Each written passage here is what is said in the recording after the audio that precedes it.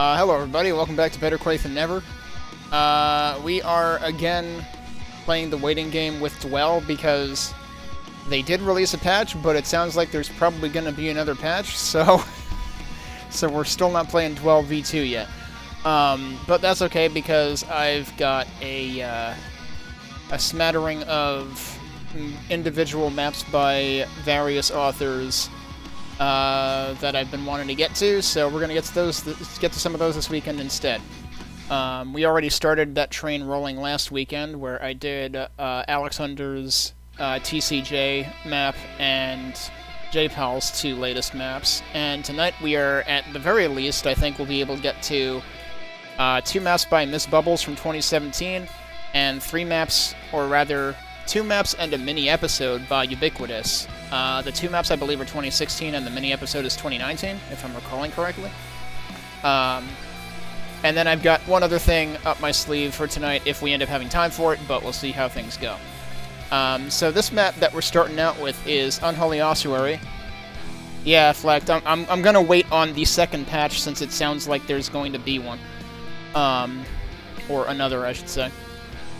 So we're starting out with Unholy Ossuary. This is one that I put on my list, specifically because at some point there was like a Quake Awards site that was a thing that existed, and then it no longer existed, but this won an award on the Quake Awards site, so we're playing it. And we'll play Miss Bubbles' other map, which came out shortly after this one, right after this. By the looks of it, our old friend Johnny Law on... at least as he is named on Quadicted, was responsible for nominating this map for Best Vanilla Map in those Quake Awards. So this is an Episode 3 themed map, I believe. I think the README says that somewhere. Let's go into the README right now. A classic style map themed after Episode 3. For the best experience, play without any mods, use classic graphics settings, and turn on the Quake soundtrack. Except don't, because I'm streaming and the DMCA sucks. But we'll be using the replacement soundtrack, of course. Let's see, what do we got here? Designed and tested to work with Quake and Quakespasm. Reminder, this came out in 2017, so the newfangled ports didn't exist yet. Compatible with co-op, no deathmatch. Difficulty levels only affect item placements. All monsters exist across each setting. The build time was 2 to 3 weeks intermittently, started in summer of 2016, finished in February of 2017. And that is about it for the README, so let's go ahead and take a look at this. So let's get in the game, let's get the timer going. I am already booted into the map here. So, yeah, my texture settings should be correct. Let's go and see what we've got. Oh, it's a little dark.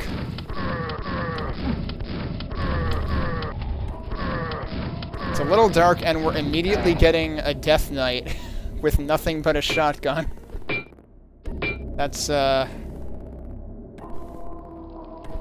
kind of a rough start. And I imagine this side has another one.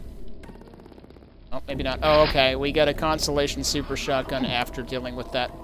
I guess if we had gone over this side, we would have gotten the Super Shotgun first. So I guess that's my own fault for picking the wrong direction. Oh, hi.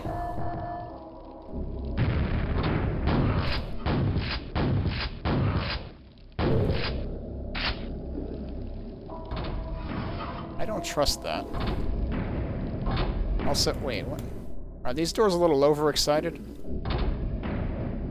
I'm wondering if there's anything special in here, but I don't see any... They look pretty symmetrical. I don't see anything trying to indicate otherwise. Also, for some reason, this is using the level end music as its track.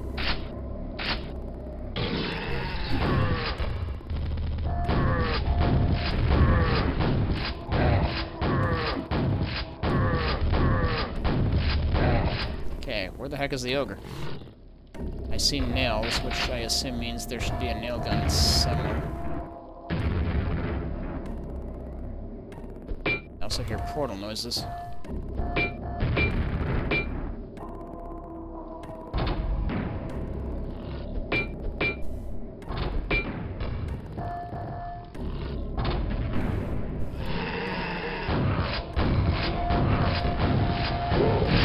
Why is it always taking me 5 instead of 4 shots to finish off ogres?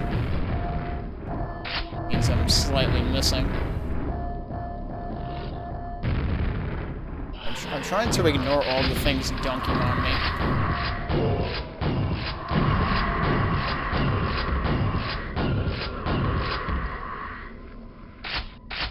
Alright, well now we've got a nail gun.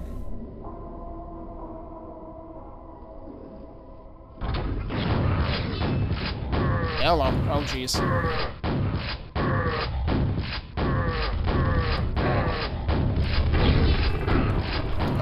Ogre is helping. No, Ogre is dead.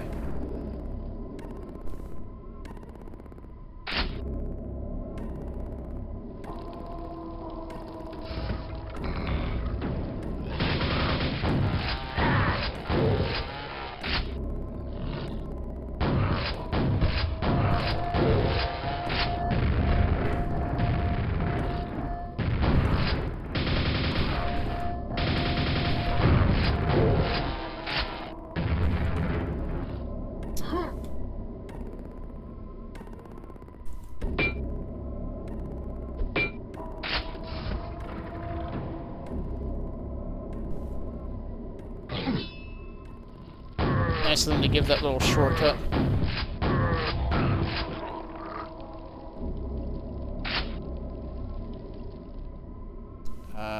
Alright, so it said a door has been opened.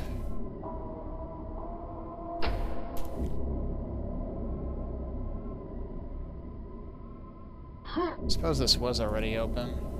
I don't think I have any way of getting up there.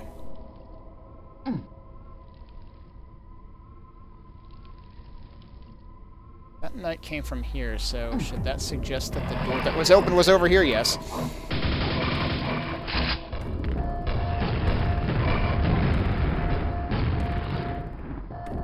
Oh, Ogre's helping.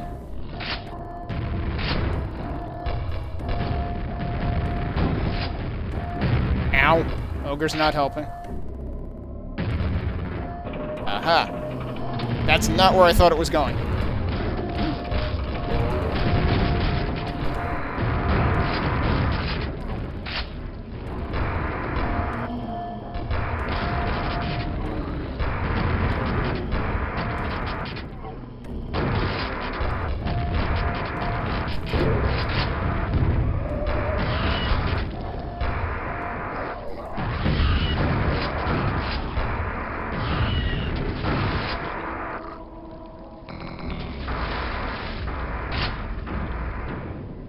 Okay, I didn't see what that message said. The Crypt Watchers have awoken. Oh, that was referring to the Vors? Okay.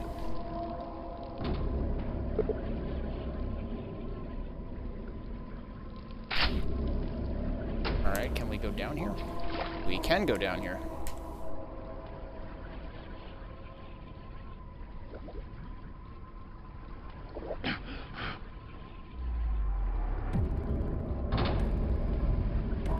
Oh dear. Okay. I'm not dead.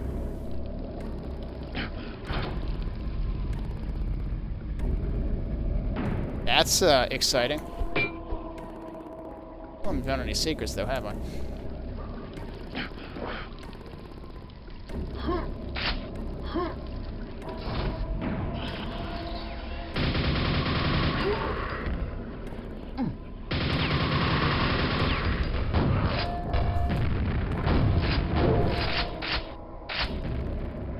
Okay, there's gotta be, like, something behind this, right? No?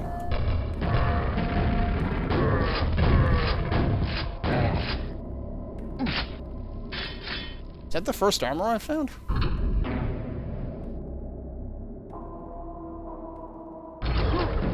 Yeah, you thought you were gonna dunk me.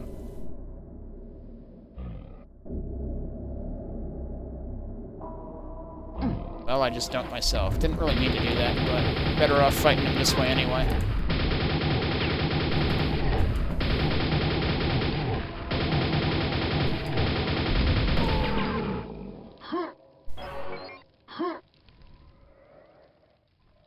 Still portal noises over here somewhere. Anything special on these pillars or anything? Wait. It is weird that, like, these seem like they're set up with the idea of emitting light, but they themselves don't seem bright.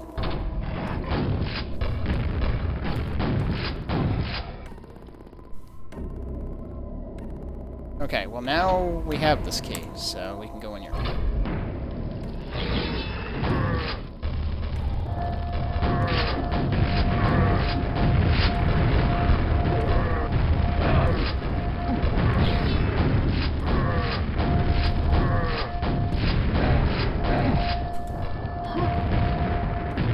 There seem to be a lot of grenades. Oh shit.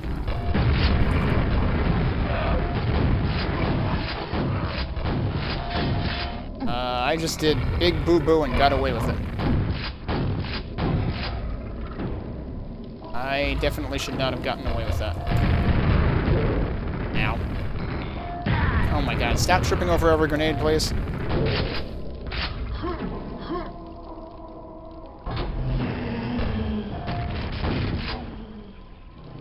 Okay, but where's the ogre?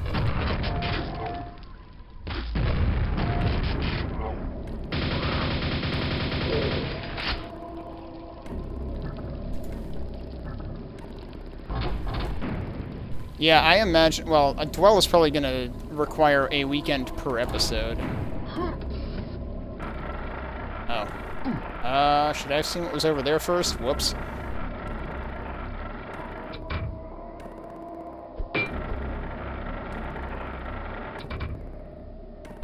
Can I go back? Oh, go figure. There's a secret there. Please tell me this wasn't the point of no return. That would be unfortunate.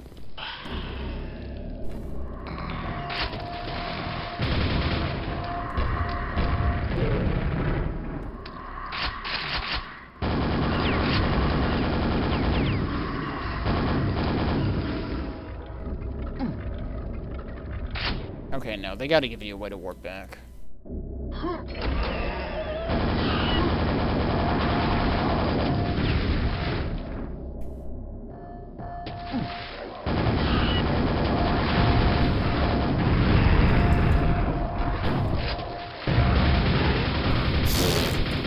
At least I splash damaged the ogre by letting the Vorball blow up on me right there.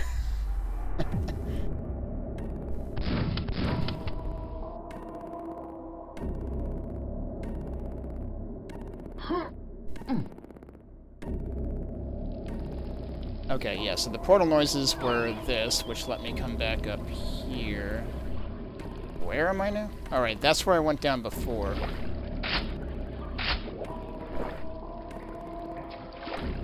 Interesting. I don't suppose I can fall into that? Oh, I totally can. Oh, there was a quad. How nice. Well, we get to use that now, I guess. Well...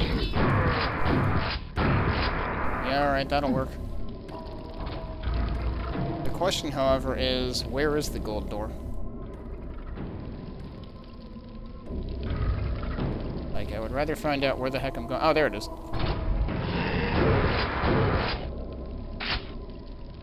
Is this the end of the level? This might be the end of the level. That is the end of the level. I missed 3 enemies, and I only got 1 out of the 4 secrets, which I feel a little bit bad about.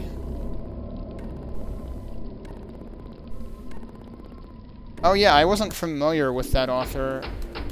Or at least, I don't think I've played anything by them. What does this exit into? This exits into E3M4. That's interesting. Do we think we can find any more secrets? Oh yeah, I suppose I should actually grab the quad and clear out everybody again.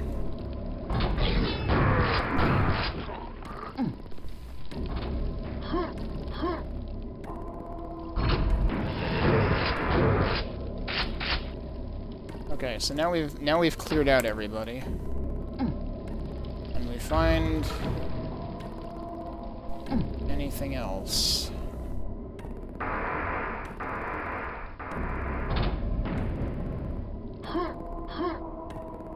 There was that. I never did figure out how to get to that.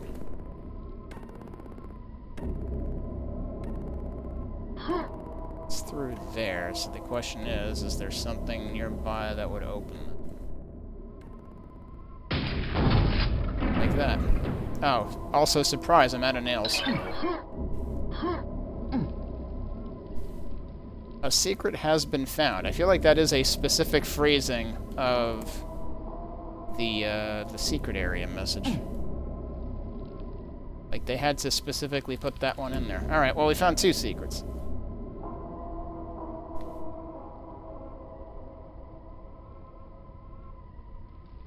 Yeah, I'm trying to remember if I've played anything by them. Oh, the enemies that are left are the ogres that I ignored in here. Well, that's unfortunate, because I don't have anything that can hit them particularly well. Alright, well, that worked well enough, I guess.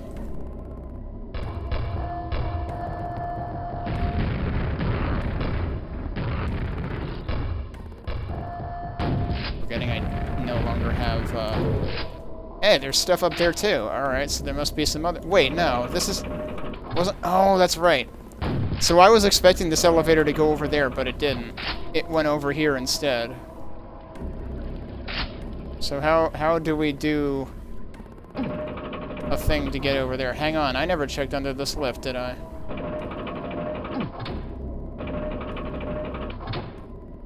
Well, there's nothing under it. Never mind. But there's got to be a way up there if there's armor up there. Hey, Mike. Well, I feel more tired today than I would have liked, despite getting like 9 hours of sleep. Is there still another... Yeah, the other ogre... The other enemy is another ogre up here as well. Cool, I had just enough nails to finish that guy off. But how do I get up there?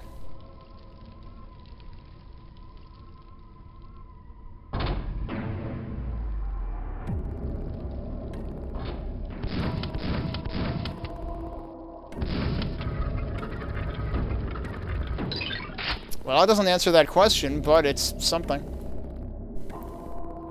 There's a portal there. Oh, that actually is like a shortcut back to the beginning or something, but then what is this? That brings me back here. Okay. That's surprising. Oh, thanks, Smokey. Yeah, I've been debating trying to use Astro for it. Because, like, right now it uses Next.js and Preact to make the client-side bundle smaller, but, like, it doesn't really need any client-side JavaScript at all. So, that's why I'm thinking of giving Astro a spin. I've needed an excuse to try using Astro for something.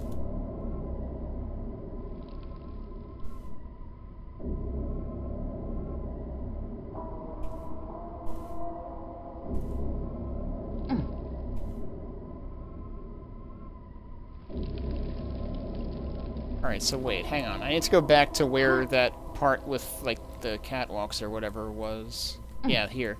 So, the only thing I haven't found is the one thing I'm interested in finding now. So, incidentally, when we find it, we'll have gotten all the secrets. I imagine they don't expect you to do a grenade jump. That would seem unreasonable. But given that there's an armor up there, right there, would there be like a switch on a pillar? Oh, hey. And as I say that, there it is. Alright, we got all the secrets. Cool. We got armor, we got an ogre head, we got some rockets, we got some health over there and over here. Okay, that's it. 4 out of 4 secrets. Cool. Now, where the heck is the end of the map? Do I have to go this way? I don't think so. I do feel like not putting something on the other side of that portal, like going in from the back, that was a missed opportunity. Like, okay, if you don't like under the lift secrets, that's fine. Here we go, this should be the way I'm going.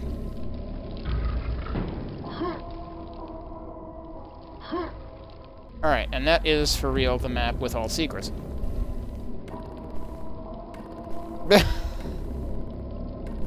Working on an Xbox 360?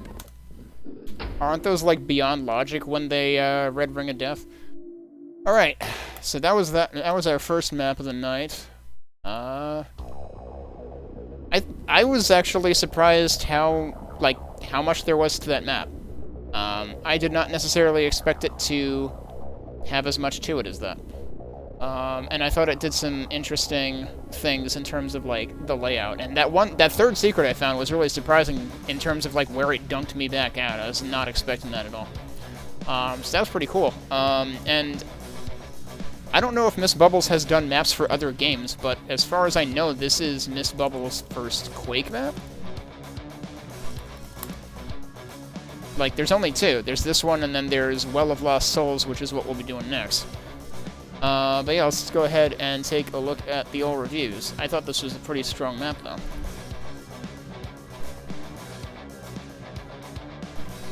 Alright, so yeah, first up we've got Johnny Law, as I mentioned before, and he says, if I recall correctly, I nominated this for Best Vanilla id1 Map in the 2018 Quake Awards. It's a polished but nostalgic experience that is just plain fun and doesn't outstay its welcome. Great as a change-up between trying crazy, big, and/or experimental maps to keep you in tune with fundamental Quake goodness. JMP says, I found the combat a little bland, but the architecture is great. It perfectly captures the atmosphere of Episode 3 while having enough polish and detail to meet modern standards. That's a good way of putting it. Gaucham says, this was great. Connectivity was spot on. I didn't get lost at all, and I have a bad habit of that. The monster placement had too many ogres for my taste, maybe a few more Vors. Also, a little more ammo would have worked, but other than that, the map is right on the mark. 5 out of 5 is worthy of this map. Great map, Miss Bubbles. Lysander says, very enjoyable old-school map, which could have worked as part of the main game. Very atmospheric, not too hard, and the amount of ammo was perfect. I had to use the axe a few times, and that's no bad thing. Great achievement. Presumably they were on hard difficulty. I ran out of nails a few times. I got low on shells like once, but that was before I really started using the nail gun more. So yeah, at the very least, I was actually surprised how many grenades I had towards the end, because for the most part I was ending up in single digits, and then suddenly I had like 30. And I'm like, what happened? HQ1 says, fantastic map, the creepy vibe and solid encounters echo the id maps of old in a refreshing way. The geometry has a chunkiness to it that makes for a very polished look, inviting for a second, third, or fourth playthrough. I didn't get all the secrets. The one, like, pillar switch was actually pretty subtle. Like, it wasn't a blatant switch. Borax Man says, when it comes to metal-style id1 maps, this is as good as it gets. Great layout, good gameplay, and well-designed. Difficulty mainly came from having to carefully ration use of ammunition. Like Miss Bubbles' other map, Well of Lost Souls, this map is catered more for those wanting something similar to an existing established style rather than something more original and novel.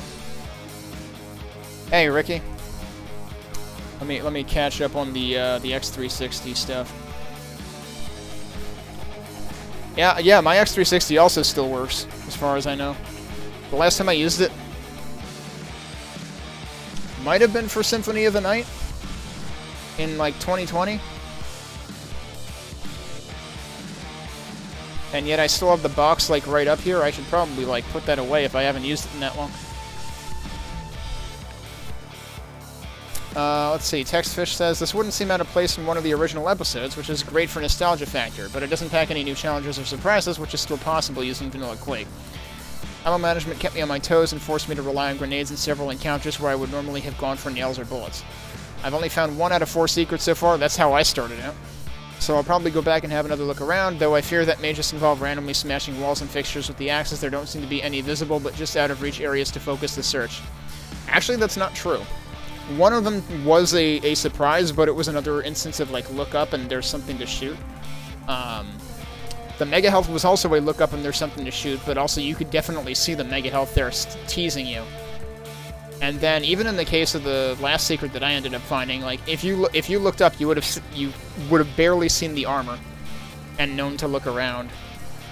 But actually, like, finding the switch was the harder part. The secret I did find, the lift quad, yeah, that was the first one I found too. It was also mildly frustrating because if you don't grab it within milliseconds of noticing it, the goodies within go largely wasted. That is true. All in all, it's a fine traditional Quake 1 map, but I'm not sure it deserves its current standing amongst the other 5-star maps out there. Greenwood says, this is a great retro-styled map, good encounters, geometry, and lighting. I can't find anything to complain about here. I'm definitely going to play it again since I only found 2 secrets, closer to 5 than 4 in my book. And Spirit says, the only thing I missed was some overarching stuff. It felt a bit set-piece after set-piece to me, but apart from that, loved it. Proper id style. So that was our first map of the night, Unholy Ossuary. We're going to move right on to Miss Bubble's other map, also released in 2017. In fact, released only about a month later, I think, which is called Well of Souls. So let me update the overlay here real quick. Whoops. And then one other thing.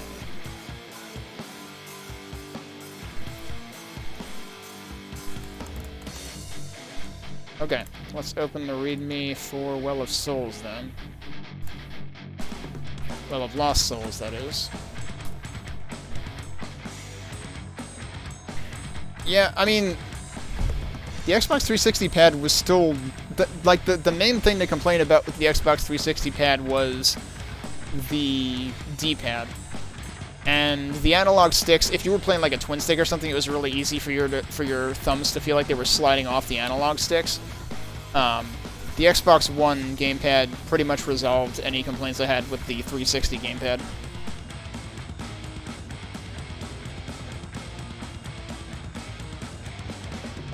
Alright, Well of Lost Souls. Released on March 10th, 2017, and updated on the 15th.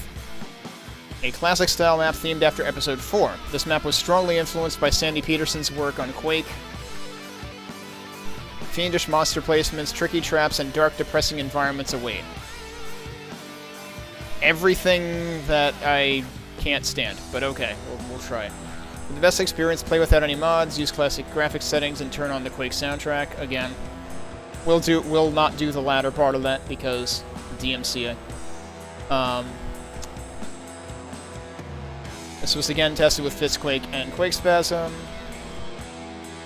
It is again co-op compatible, but no deathmatch.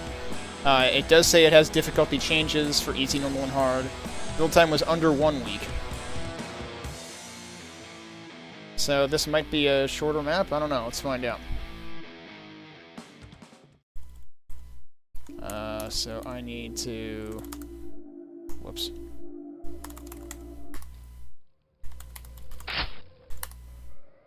Alright. Let's start up the timer again. Well, we again have 4 secrets.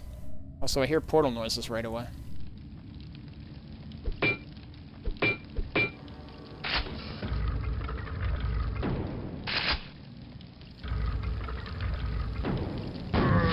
Well, at least they gave us the super shotgun before the Death Knight this time. Unquestionably.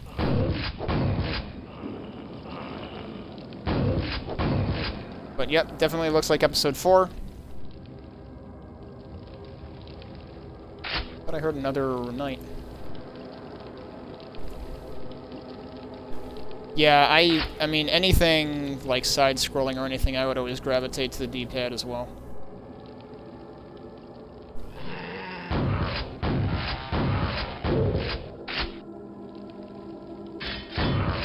Oh, well, that was unfortunate.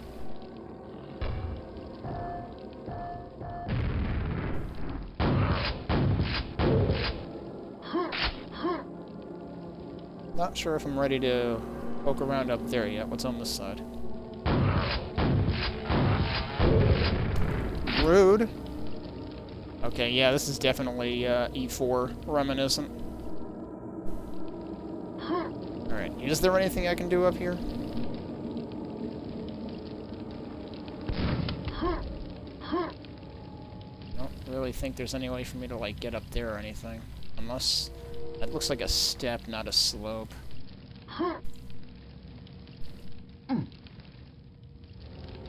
Although... hang on a sec.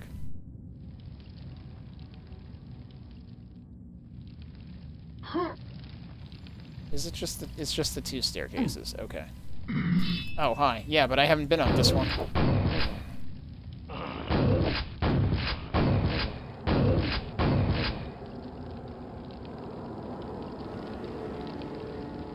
Okay, I think that might connect back to what I was seeing before.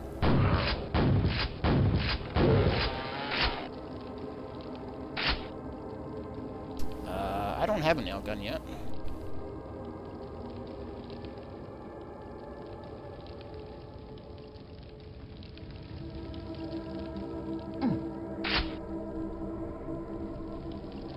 Yeah, okay, this connects to that. There's our nail gun. Hi!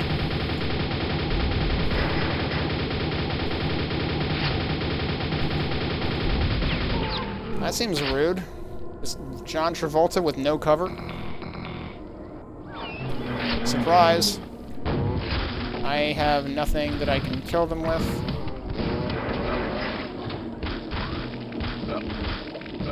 Oh, also, that's underwater, so I'm drowning.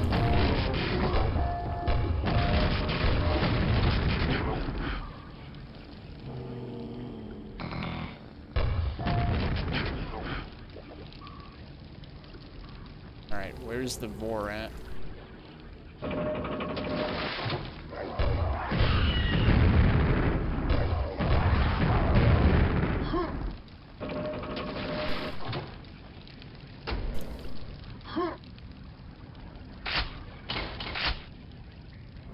So I guess the key we saw before was just completely phony.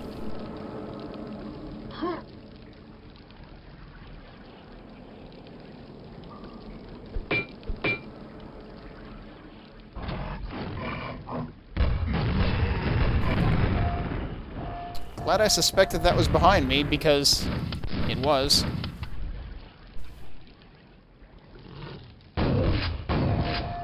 I ran right into that.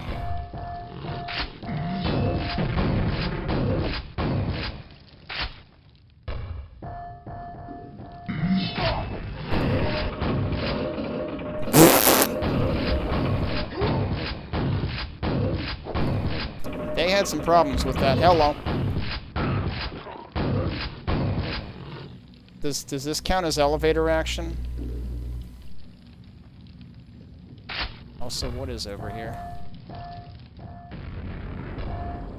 Okay, that's where I was.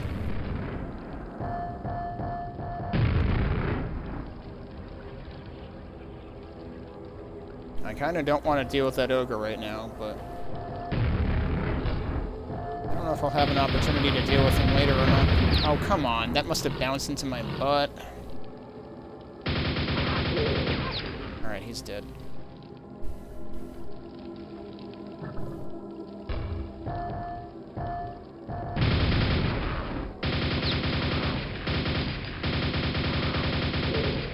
Kinda couldn't see what I was shooting at there. Okay, right, that's solid. There's nothing to do under there.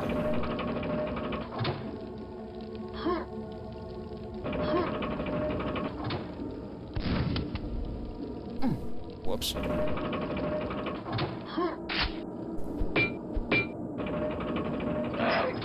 What?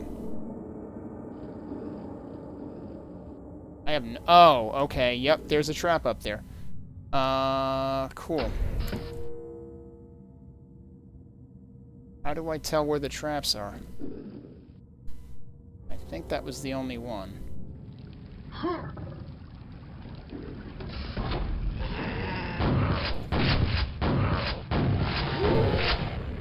Surprised that grenade didn't hit me. So it said a passage has been revealed. The question is where.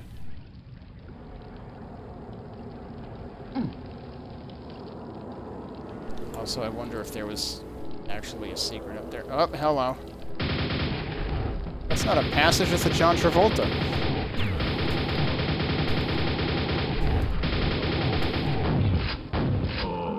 And a Men on Nails.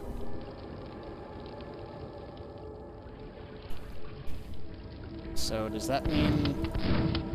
Was he in the same alcove that the Fiend was in before?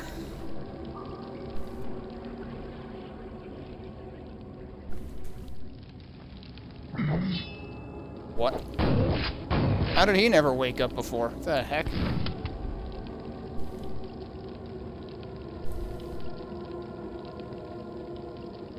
Wait.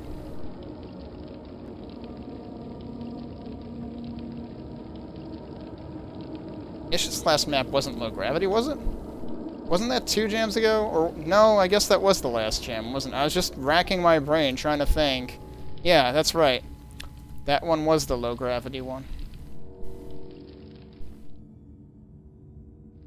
Okay, so where is this passage that opened?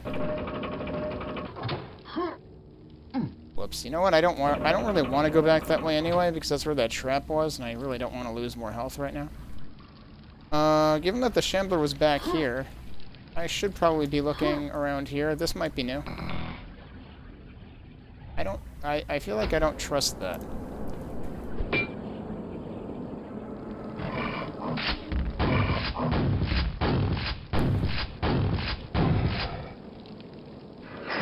You piece of shit.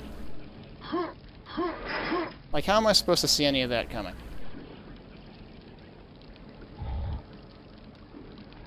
I don't think there's any indication of that. I think it just happens.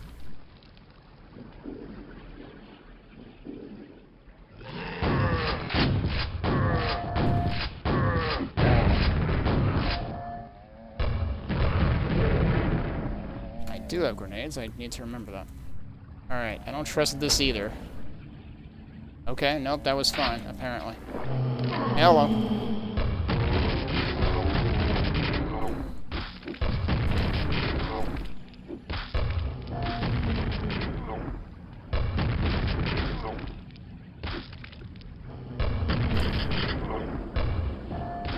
That missed.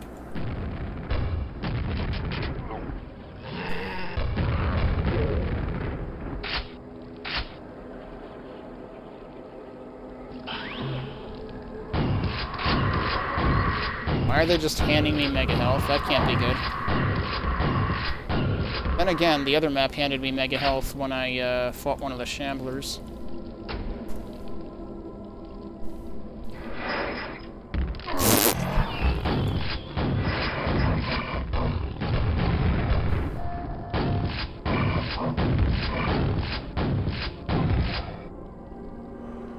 Okay, I do have that key, so... Oh, that's right, this was where we were originally. Oh. Well, I guess I shouldn't do that, huh? Alright. Unless I want to, you know, go through all that again, which I don't.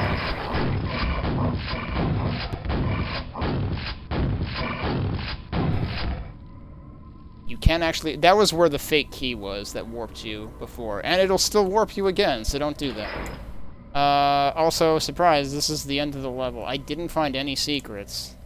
But also... Oh, wait. Are we not done? I don't know what I was hearing at the end, but I wasn't waiting to find out, either. I prefer getting the hell out of trap maps.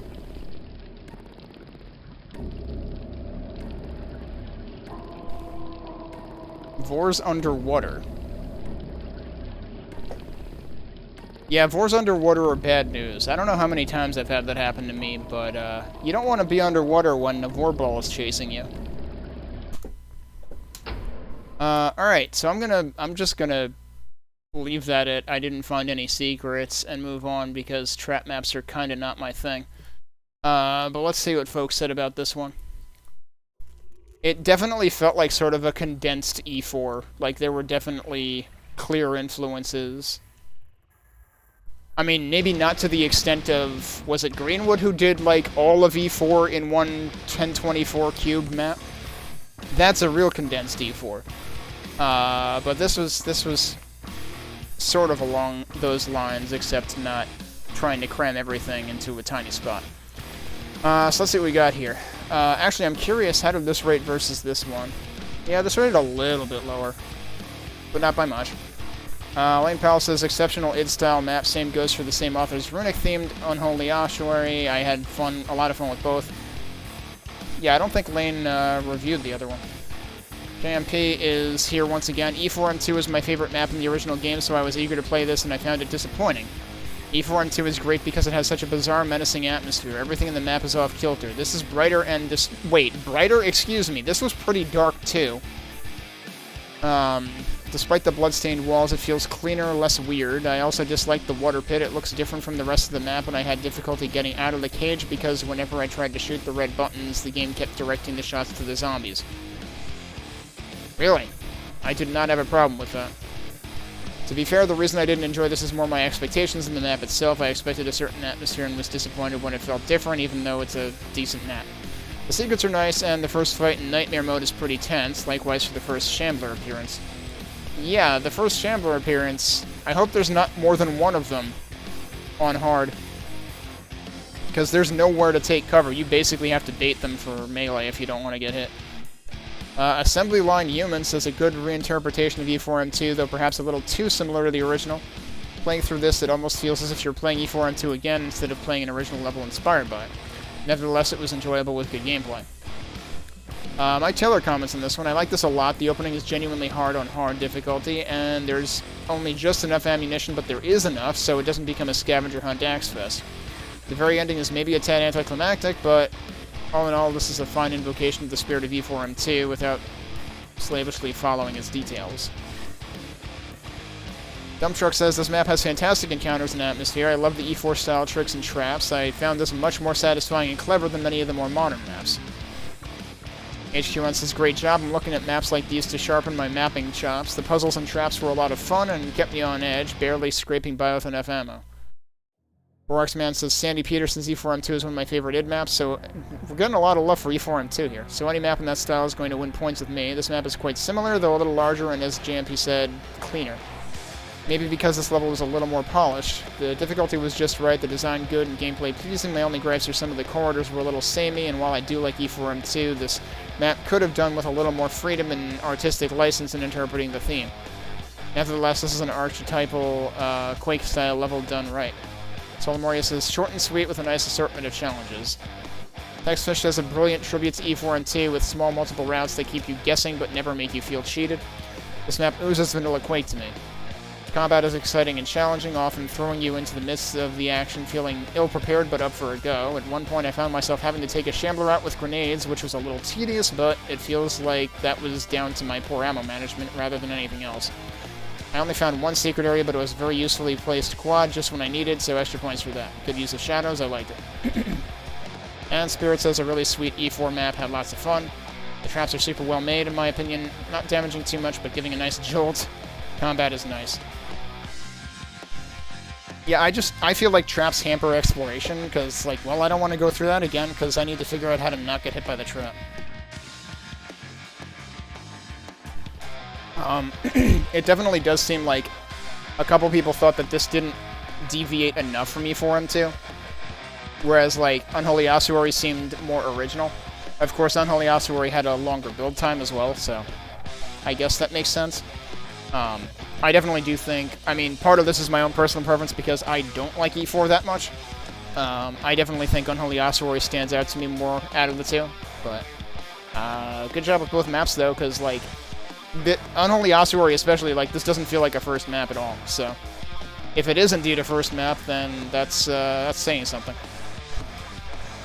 So that's going to do it for Miss Bubbles maps, because I don't think there are any more of them. So we're going to move on to maps by Ubiquitous. Ubiquitous caught my eye because they had a really cool map in the second sewer gen. That was the map that started out in the bathroom where you had to destroy the toilet. So it was also hilarious for that reason, but it did really cool things with the whole, like, both the bathroom setting and the sewer setting. It was a pretty short map, but that's why I'm gonna have us check those out next. So let me actually get things set up for that. Ubiquitous's first map chronologically is Infernal Ascent, so that's what we're gonna play first.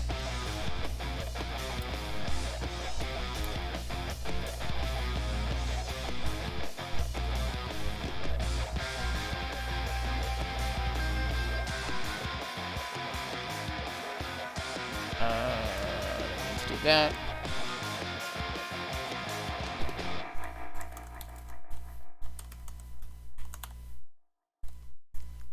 Alright, let's see what we've got in the folder for Infernal Ascent. Description: occasionally claustrophobic 90s style map with a mix of themes. The underlying story is that you are in some kind of base environment built in such a way that you must climb through 3 increasingly macabre gauntlets in order to escape. The map has difficulty settings for easy, medium, and hard. That description reminds me of something. Somebody had a map where it switches through all 4 difficulty settings, and the map just gets more and more messed up each time. I forget whose map that was. But it was like, I think it was in like the 2000s decade. It was also a base style map. This does have difficulty settings. It does not have any multiplayer stuff. I've been testing this map exclusively in Quakespasm, so I would recommend using that, or at minimum a modern engine with colored light support.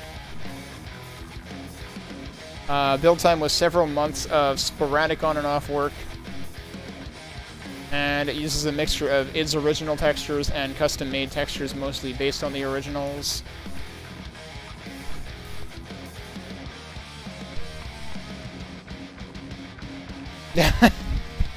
Yeah, Sandy being Sandy in general. Alright.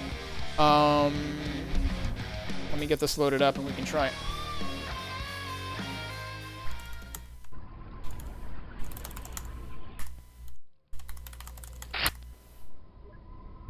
Let's make sure we're in the top slot here, and we'll get this started.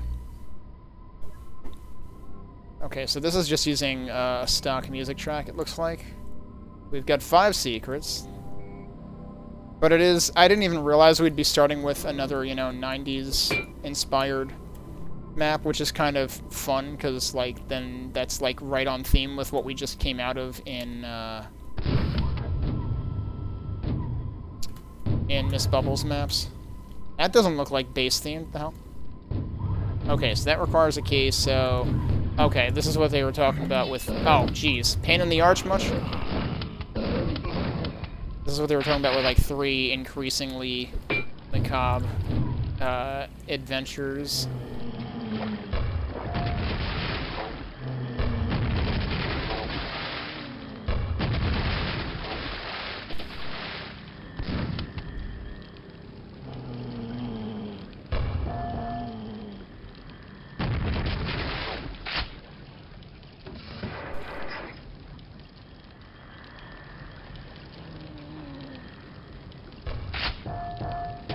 What the heck? That was a bad idea.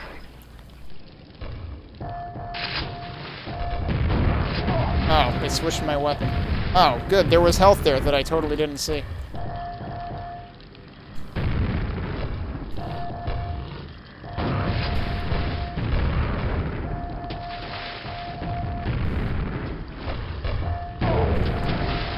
Okay, well the good news is they're dead. The bad news is I'm almost dead. I don't suppose you have any more health up here.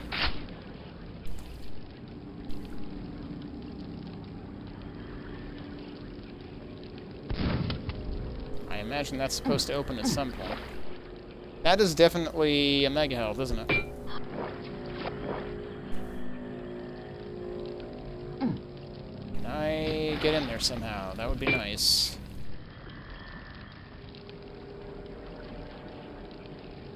It's not even clear to me what the switches did. I'm assuming I couldn't have gotten through here first. Oh, yeah, wait, hang on. Okay, that's health. Do anything else? Yeah, that's interesting.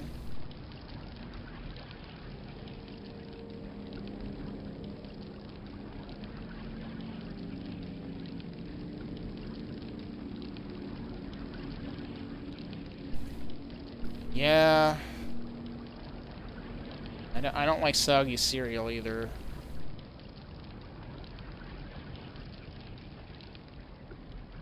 Okay.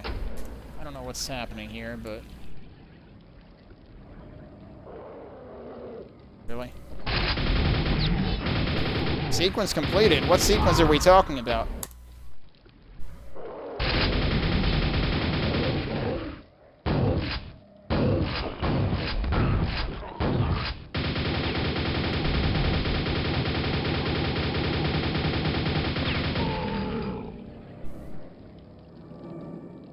Once again, asking for more health.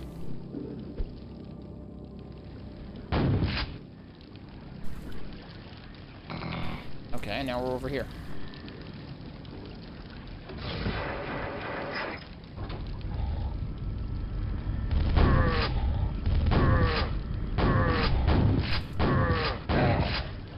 Does that actually give us access to this? Yeah, it does. Okay.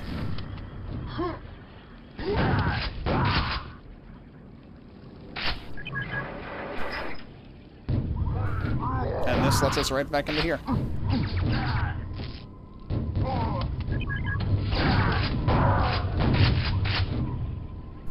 Okay, but hang on. There's shells here.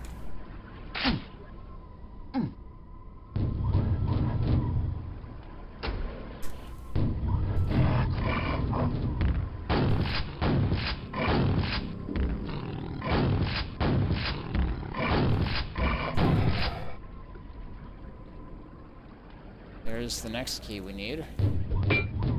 I suppose the first key might have been teased like that too, and I didn't even notice.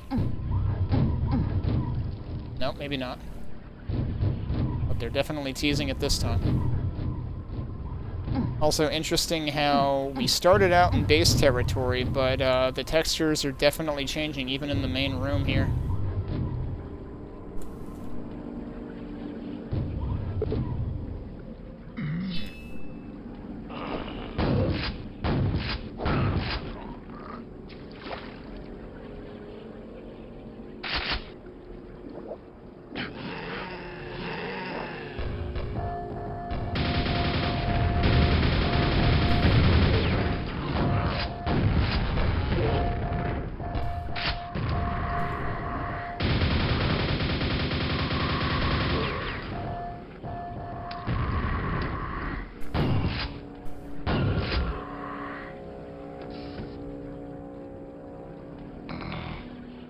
One more to go, huh? Is it on this side? Oh, yeah, probably. Pain in the arch, but with stairs. Brilliant. And this probably overlooks that other part? Yep, that's cool.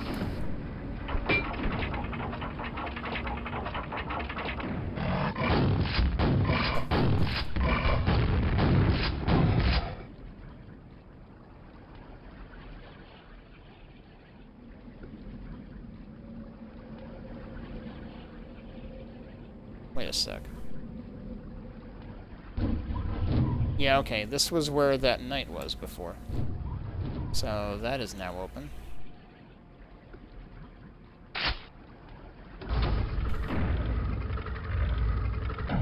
Hey, look who it is.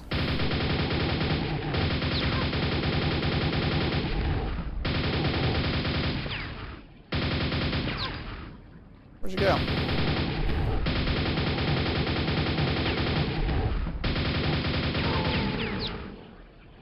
Yep, I totally cheesed Johnny that time.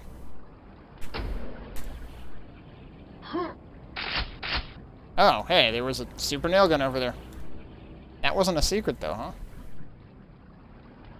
huh? I'm still surprised the Mega Health was one, because it kind of opened wide up after you finished that first section.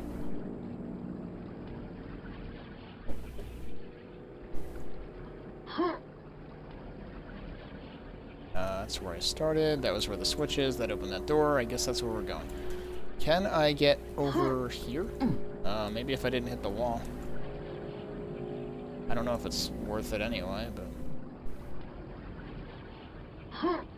No, that seems unlikely from that direction. I'm not going to worry about it.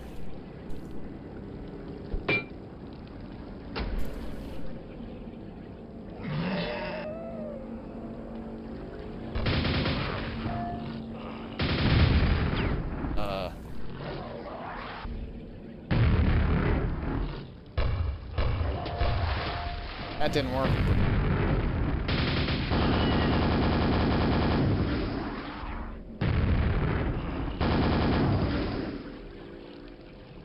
I don't know where the ogre went.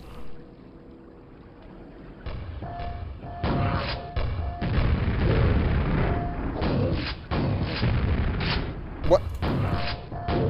He disappeared into the dark over here. That's what he did.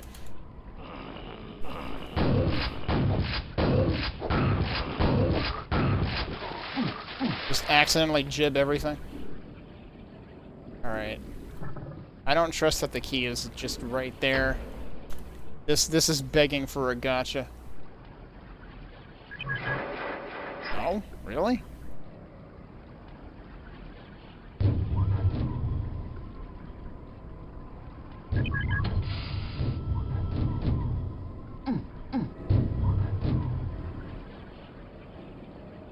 Also, why do I hear portal noises?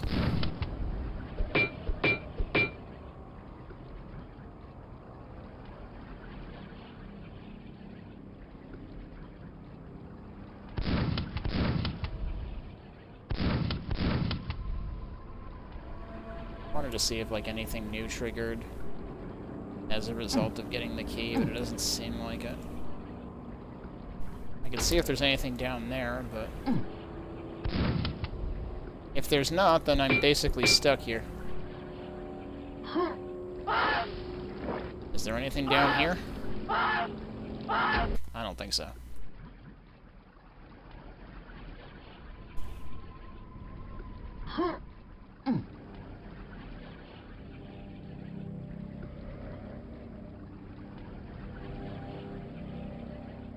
Those portal noises bother me.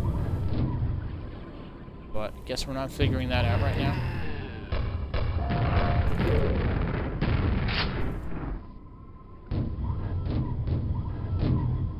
Okay, and I guess that, yeah, this is the final one that'll lead to the exit.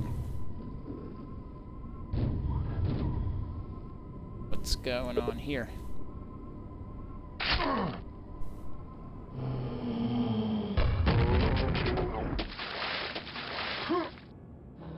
Doubt that I can jump up there.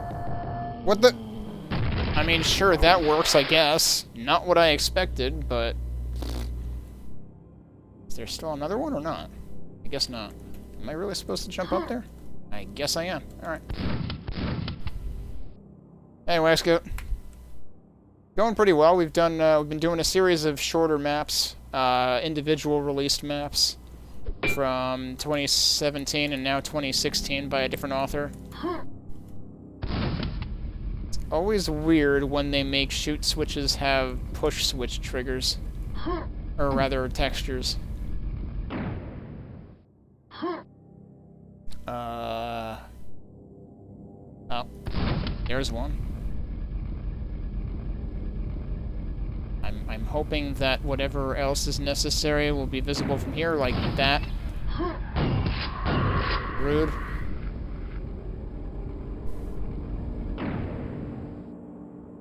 Wow, I almost walked off the edge by accident.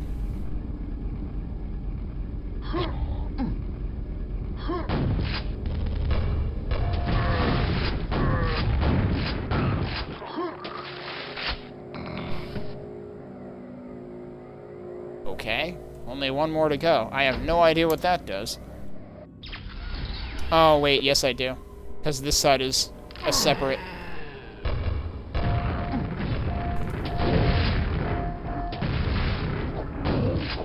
So the one to go is on that side, and then the other one will be on this side.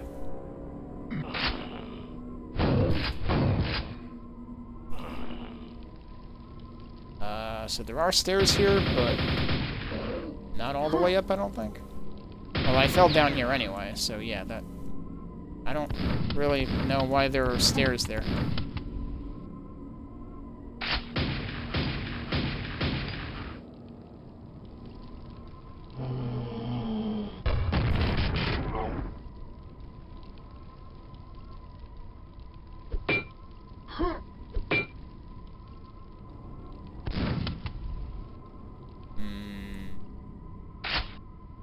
I guess I'm going down there.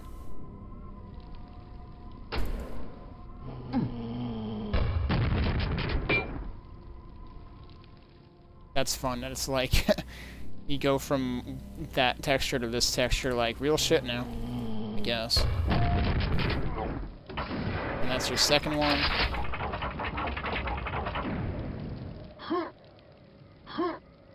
Oh, is that the portal noises I was hearing before, possibly? Maybe. Actually, yeah, wait, where am I right now? Yeah, this is, wow. This is back in the first level. Also, the shadow here keeps making me think it's a pit, but it's not. That's interesting, though, that this, like... this almost feels like it could have been, this would have been right at home in the tower jam, dude. Between the stairway and now this comes right back down, that's really interesting. It's like the very first map that I had played in the Tower Jam, the last speed map pack, rather, was actually going down a tower rather than up the tower, but you didn't get to see the outside of the tower that much, so it didn't really impress upon you. But here it impresses upon you because you just went up this whole, you know, the main room. You went up the ramp to each level, and then you're in the third part, and then you suddenly end up out here, which is in the first part. So like you know that you just went down 2 levels effectively. And then where does this go?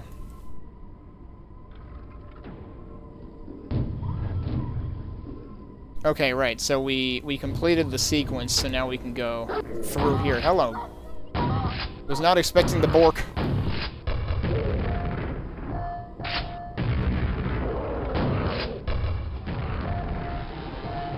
Okay, you guys can work out your differences, that's fine. Oh, I guess they worked out their differences.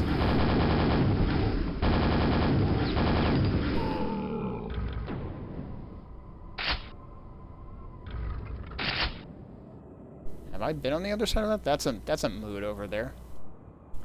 I don't think I've been over there. Still also only have 1 out of 5 secrets. So what is the point of this room?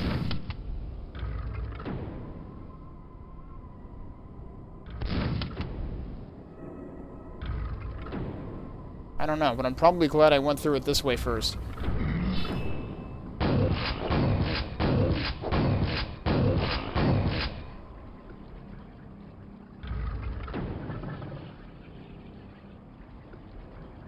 Okay, this is the other side of that room, isn't it? The lighting here ends up being really cool.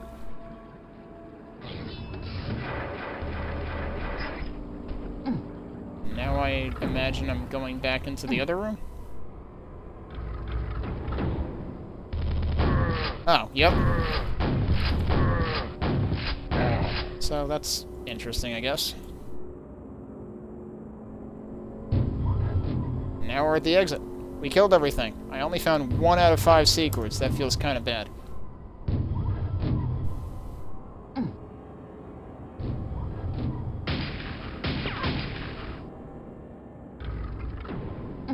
Yeah, this map has some interesting ideas in it for sure.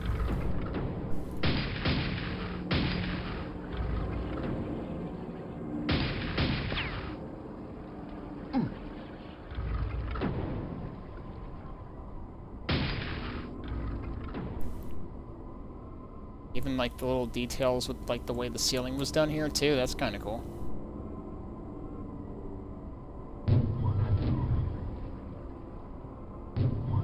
I'm surprised it doesn't open a shortcut here. Unless it does when I walk further down. Alright, you know what I'm still curious about? How did I get up there before?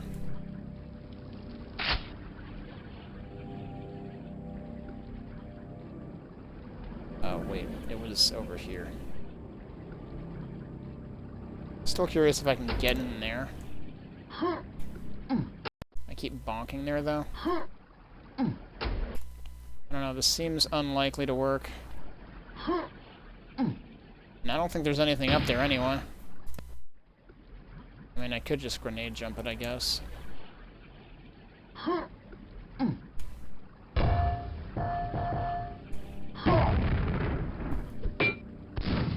Yep, nothing up there. Alright, there was one thing that I was wondering, though, which was... I still don't know for sure whether the portal noises I'm hearing over here are from the lower level or not.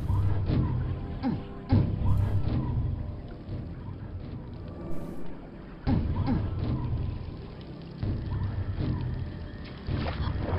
trying to get my sense of direction here.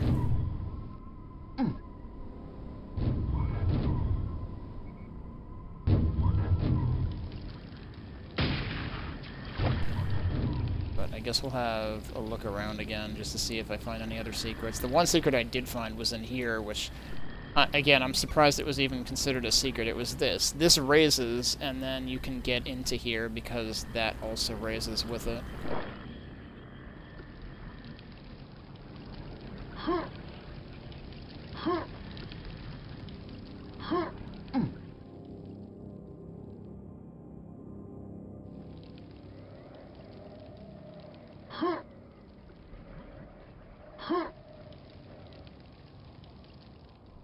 Right, and this is what opens up from the third level.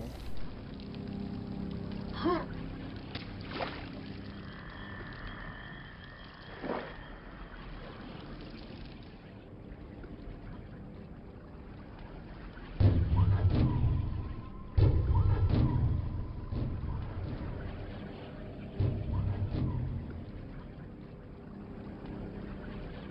actually going backwards here. This is how you get back.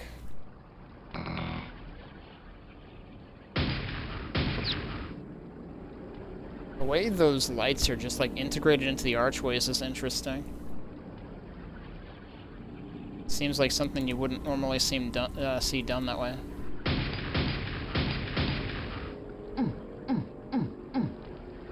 Still want to think there could be something in the sludge, but it's probably not a great idea to go in there.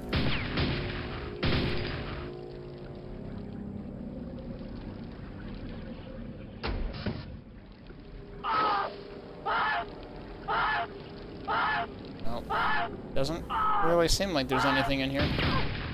So, I guess not.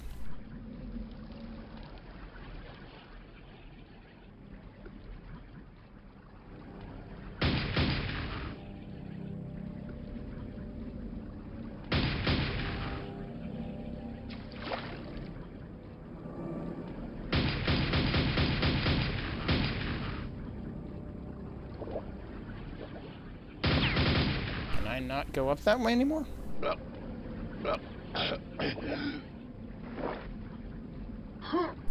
Yeah, I suppose that's completely closed now, huh?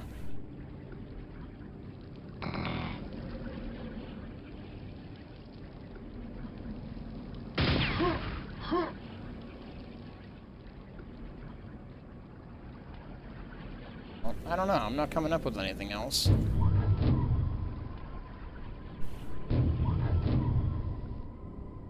I could easily fathom there being stuff on either side of this. I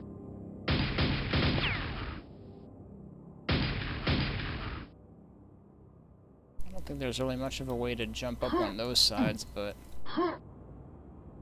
doesn't really seem like there's likely to be anything there anyway.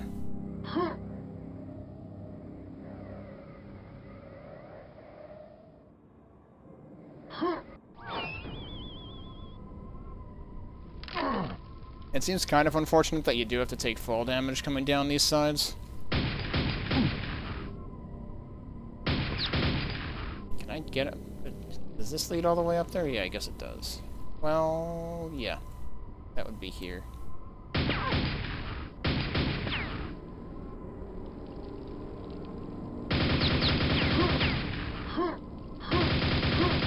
can't believe defiling the altar isn't the thing.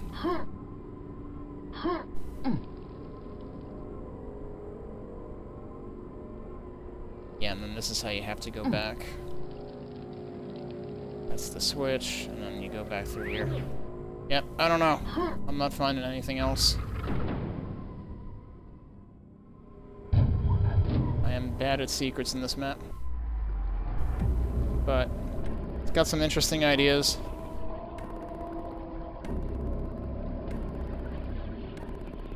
So this was, I think, Ubiquitous' first map.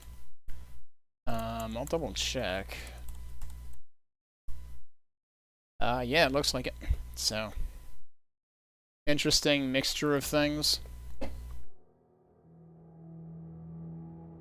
Oh yeah, I was gonna look up ASL before as well.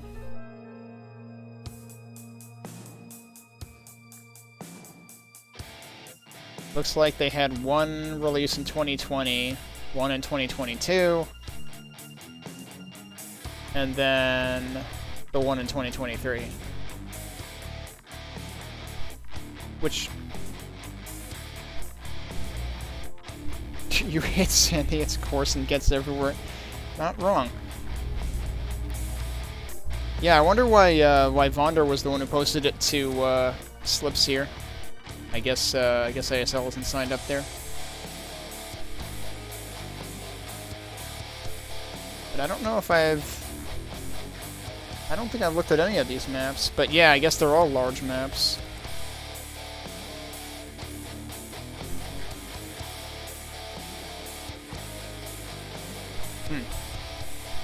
Maybe something I should look at some point. Anyway, let's take a look at the reviews for Infernal Ascent. Now, is Infernal Ascent on both sites?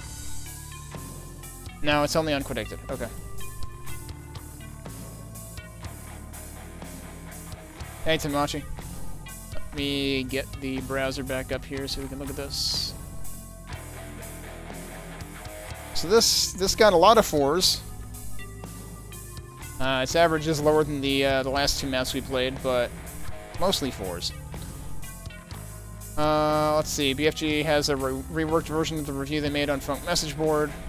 Very enjoyable, not without flaws, but that's the lot of most first maps, I guess. I like the thematic variations in each section, playing homage to the classic It themes, but I think the story of why this mixture of styles exists in the first place is not apparent enough within the map. Some vistas I loved, like the perspective in the hallway to the Gold Key, and the chiaroscuro cast by some bars laid over a lava pool. Yeah, I pointed that out. The Netherworld section especially stood out to me for both good and bad reasons. Its design is pretty badass, with interesting architectural bits and an overall darkness that suits it perfectly, but its decidedly more low-key lighting has the side effect of kinda clashing with the rest of the map. There is a good sense of progression conveyed by unlocking successive doors to reach the exit instead of go to point A, grab key B, rinse and repeat. Said progression could have used a little less linearity though, with alternative routes and more interconnectedness. I mean, it was cool though to see, like, I mean, maybe not total interconnectedness in all cases, but I liked how, like, you could see the second floor peeking on the first floor, and then the third floor ended up actually connecting back to the first floor as you fall down to progress, and then you warp back up. I did think that was interesting. Combat is decent, neither too easy nor too hard on skill 2, but devoid of real surprises. All in all, Infernal Ascent is a pretty good start, and I'll be looking forward to this new mapper's future releases. It works perfectly fine both in Dark Places and Quakespasm, but Dark Places users should turn the artsy world option off, otherwise they'll encounter some nasty overbright areas. Or, you know, just don't use Dark Places. JMP says, really cool concept, the architecture and the overall layout are both great, and I enjoyed the map's old school feel. I particularly like the gates between different sections of the map and how they fall whenever the player completes an objective, letting him easily visit previous sections of the map. Yeah, except for the last one. Like, when you reach the end, I expected part of that gate to open so you could get back easily. The only reason I don't give this a 5 is the combat. I found it far too easy, and there are no surprises except for the scrag that teleports into the Netherworld section. If this had a nightmare skill setting, it would probably be a 5. Bridget says, first things first, is there something wrong with the archive? Oh, Quake Injector. Anyway, I like this map. It was fun coming back to a core area after completing sections, and the distinction between base and medieval themes was well done there. I especially like the section where I had to find buttons to shoot. I accidentally hit the first with a grenade, and so it took a while for me to figure out what I was actually supposed to do, but after that it was a fun little puzzle trying to spot them. I would say that had it been any longer it would have worn out its welcome, but it's fine the way it is. I found the combat in this map to be quite decent. I played on skill 1, and although I feel like there could have been more enemies, there was still enough to challenge me at a few points, and I overall enjoyed that side of the experience. Quite a good map, I think, and I'm excited to see more where it came from. Mike Taylor says this is very nice, and I will never get tired of saying this, though I've had plenty of opportunity to say it in the last 2 months. A superb debut map.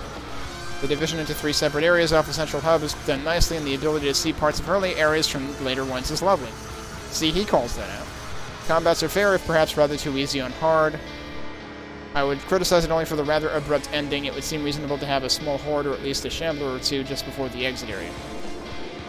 This is out on the full 5 stars, not because of anything it does wrong, but because we now live in a world of truly epic maps that have raised the bar, but a solid 4-star for a debut is very impressive. And to be fair, he is giving it this rating at around, like, shortly after its release. I guess technically, no, yeah, right around its release, actually.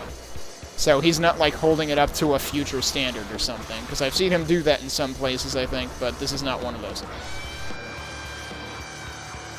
On Birthday says, really enjoyed it, reminded me of John Romero's mapping, whereby you incrementally step through the level, solving simple puzzles where you can see the immediate effect of your button press or gunshot through a window, for example. Very good. Full map, I played on skill 2, and I'm far from a Quake expert, but I managed to blow through this, only dying once in battle and finding no secrets, so the difficulty may have been set a little low, but that's really my only criticism. I'm going to single out the atmosphere for special praise. I like the old school lighting with the deep dark blacks in the final section. The episode 3 part really gave me the creeps. More like this, thanks. Fred says, great to see such good maps, very logical, I love that, and only found 2 secrets out of 5. Hey, that's better than I did. Seems like DMDR and I were in the same boat in that regard. RC says, I was pretty blown away that this is Ubiquitous' first map. I don't really have anything bad to say about it, to be quite honest. It's a 90s feeling map with today's mapping conventions and polish. I love the transition between areas, and it's really easy to know where you're going and where to hit next. It's got challenge and lots of fun little areas to explore. The only thing that some may not like is it's about a 10 to 15 minute map, which for me personally is perfect. Nice job, I look forward to the next map. Yeah, for me it was longer than that because I tried to go back looking for secrets and still didn't find any.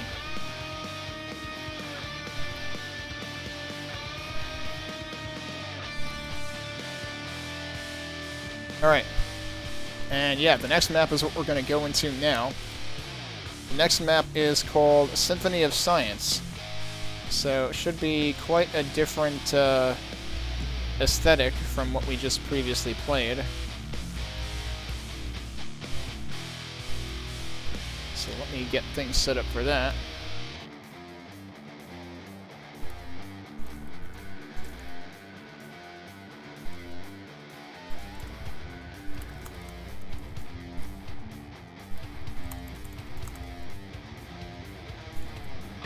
Alright, let's open up the README for that.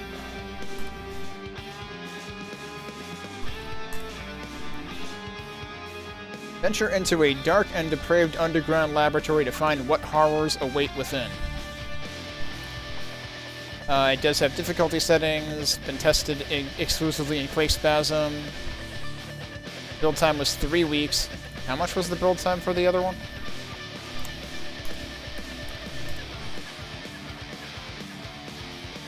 The other one was several months but sporadic, so can't really compare it. Let's see. Textures used. ID's original Quake textures, Dissolution of Eternity textures, Scourge of Armagon textures, Arcane Dimension, Clive Barker's Undying textures, and custom-made textures mostly based on id. Quite a mix. Let's see what we've got. So let me switch back into the game.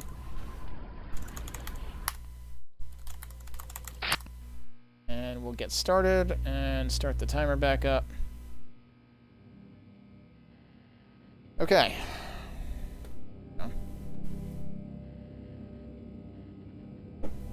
To adjust my chair. Okay.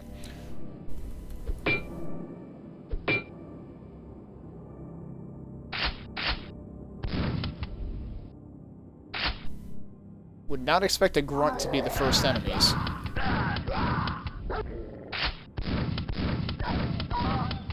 We did have good boys in the previous map.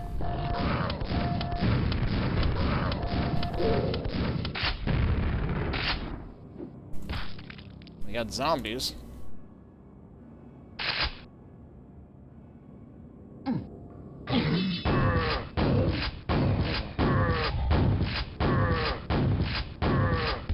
Where the heck is he going? Must have been confused by how dark it was. Okay, so we can't do anything there. Wait, what? Oh, I must have walked away as I was trying to hit it.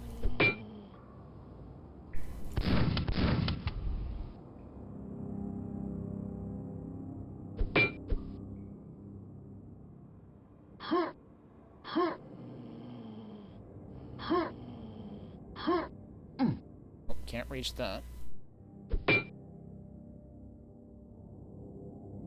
Interesting. That might be the exit. Okay, so that's where the zombie is. That's the beginning. Where the heck am I going, though? I would figure this is where I have to be going. That says rusted shut. Can't shoot it or anything either, it seems like. It really wants me to know that it's rusted shut.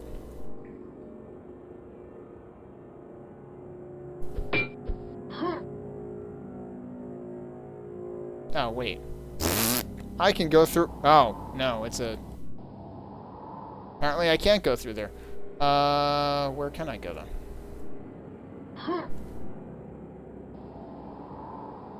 Why would that be open, but only blow you upwards, and not blow you upwards enough? Unless I can shut that off somehow.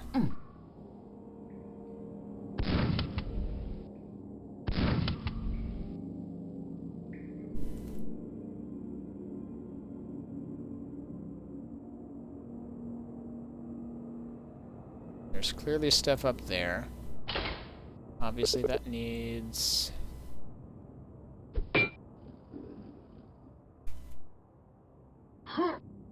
Wait, can I climb this? I didn't think I could climb this. I can climb that. I thought that was, like, a really high ledge, but there was actually a part you could land on.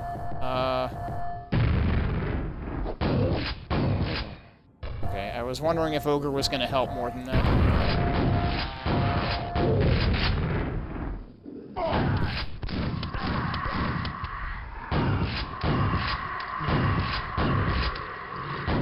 Whoa, Ogre busts in from out of nowhere.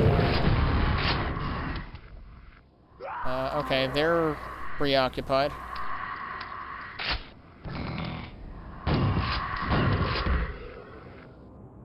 I feel like I was getting, like, little glimpses of Ubiquitous's Sewer Jam 2 idea back here.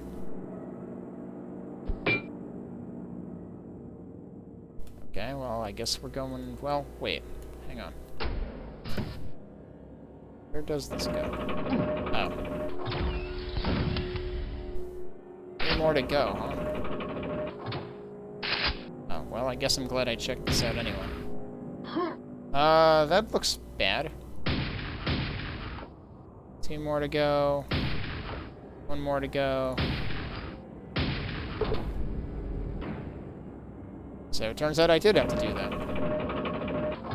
I also heard something teleport, though, when I came down here. Oh, hi. I almost ran into that. Okay, I have 18 health. What could possibly go wrong?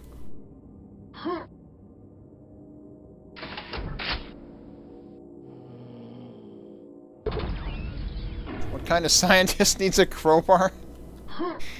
Okay.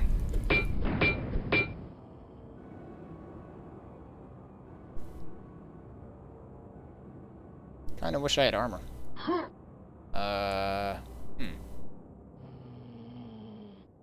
It didn't even replace my axe, though. Feel kind of disappointed. Is this for the rusted shut door, I wonder?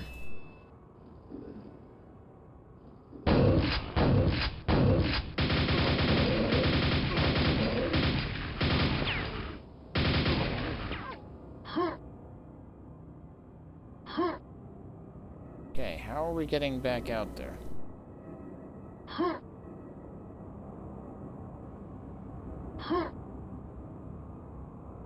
Oh, that kind of worked. What am I gonna do here? Guess not. It's a good thing there's health there.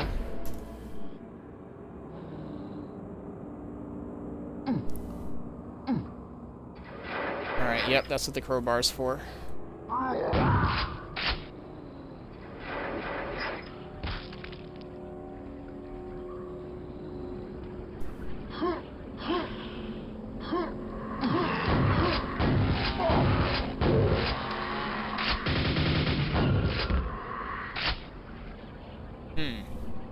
Okay, maybe this is gonna explain what that air vent is about.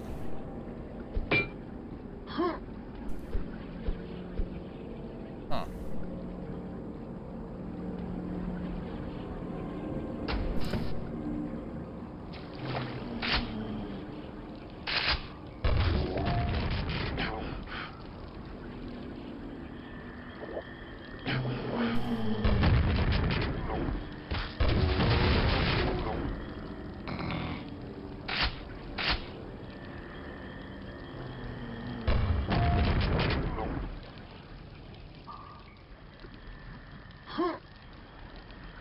Interesting how many voids there are on this map.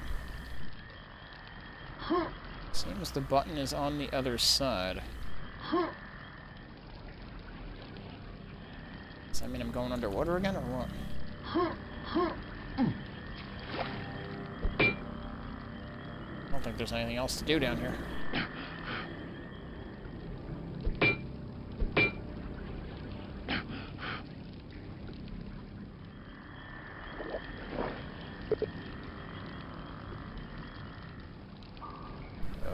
Okay. So, what is there to do then?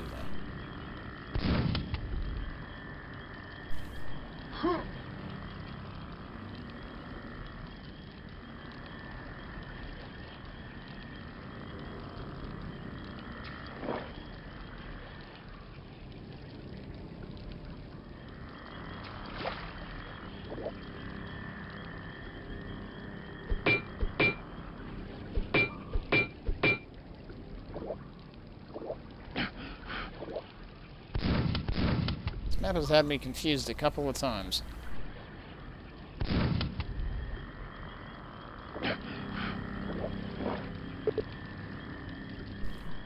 Unless by other side they mean back here somewhere, but I don't see any button.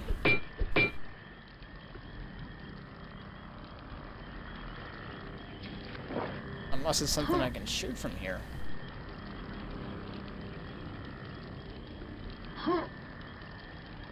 Unless I can do something from here, but that seems unlikely. I would assume that I'm just gonna fall. Yep.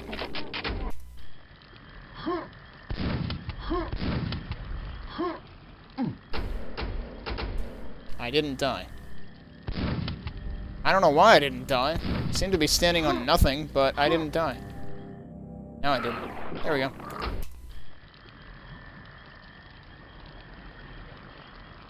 But no, I don't think it should be expecting me to do anything that tricky.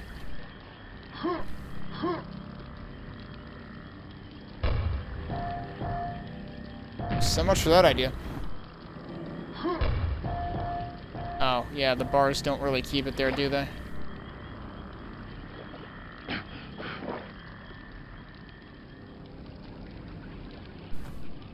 What am I missing here?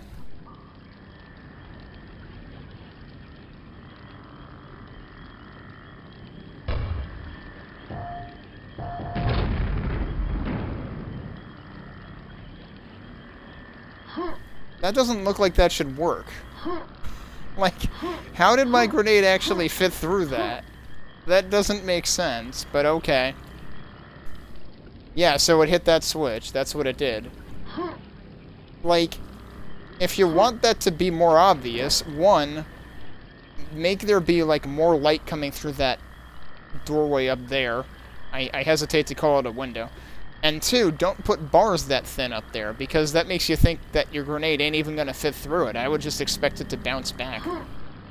So that's just weird as hell, signposting or lack thereof.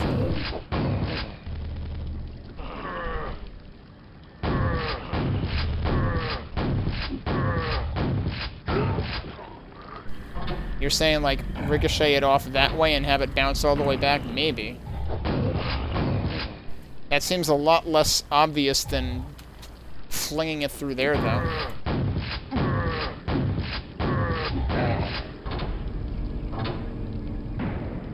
I mean, I suppose I could load it up again and we can try it.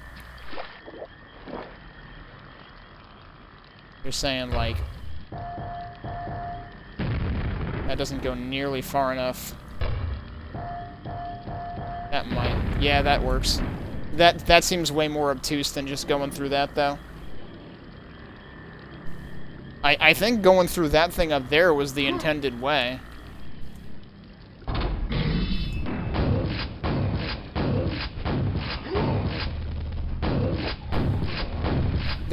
Alright, he helped out, because I didn't kill him, apparently.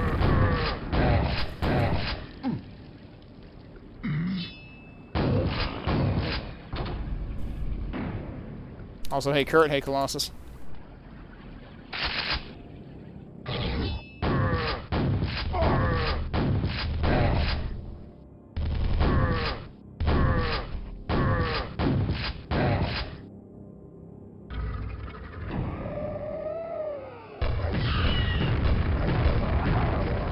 Oh, wow, I actually managed to interrupt it. Oh, okay.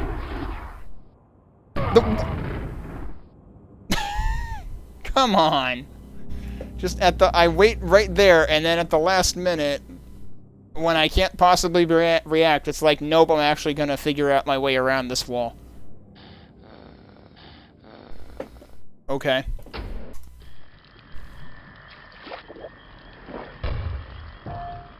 Nice, I actually failed it.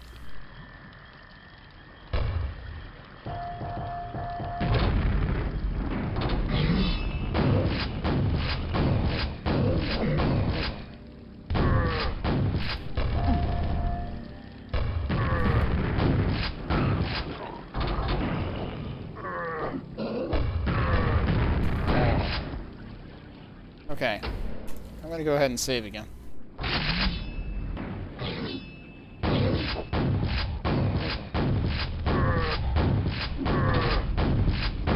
Why do I not seem to remember these guys coming out last time?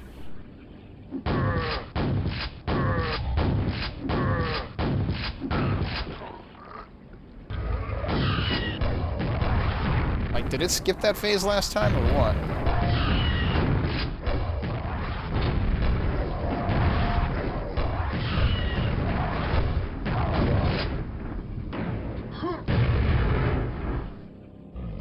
Oh, hi.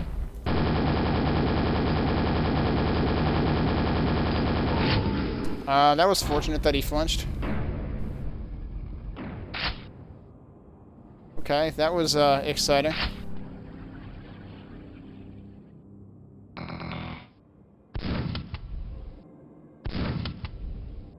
Now what are we doing? Oh, apparently that's what we're doing.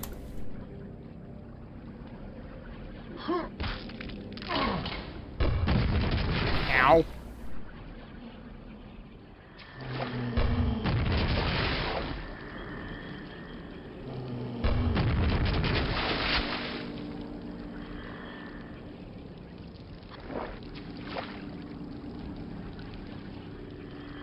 So now we have the gold key, which we saw we needed at the beginning. Wow, I still miss.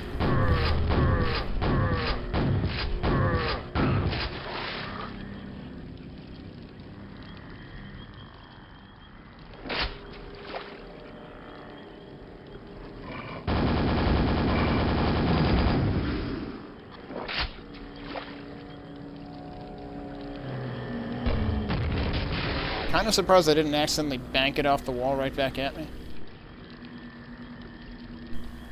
Oh, jeez. Oh. Free health and armor? Okay, sure, thanks.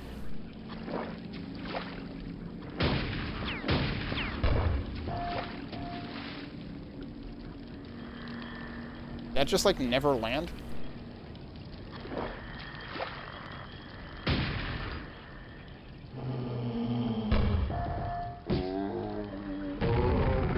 Oh, damn it.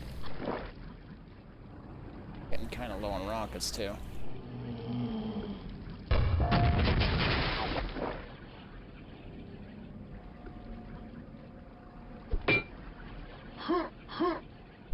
Well, that's interesting. Guess I should take this, because I'm probably not getting back here again.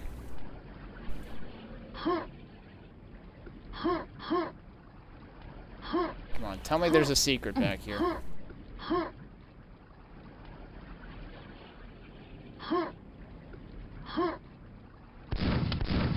Doesn't seem like there's a secret back here.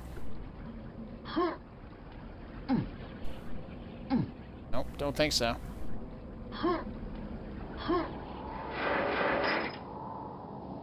Yep, surprise, we're back here.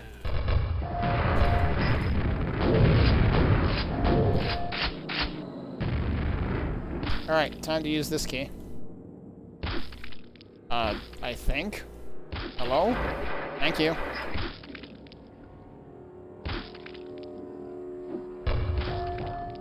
That's probably impossible to hit, isn't it?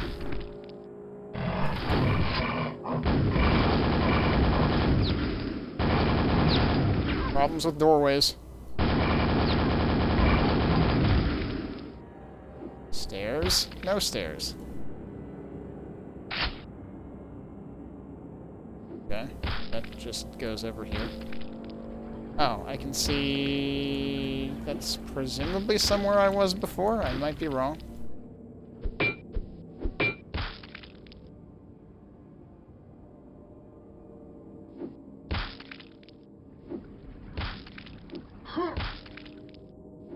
Well, I'm not going to worry about trying to hit that zombie.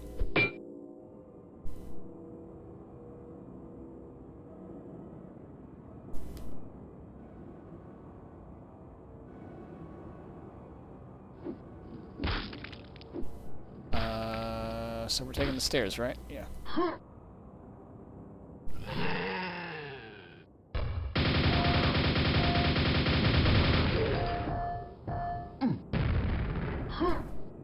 Can I not walk along that? Guess I can't walk along that.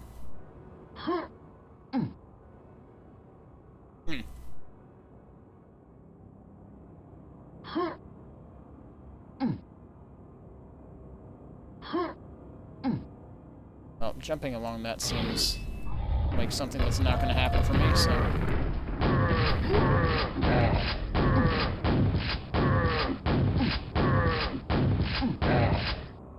I'm almost out of shells.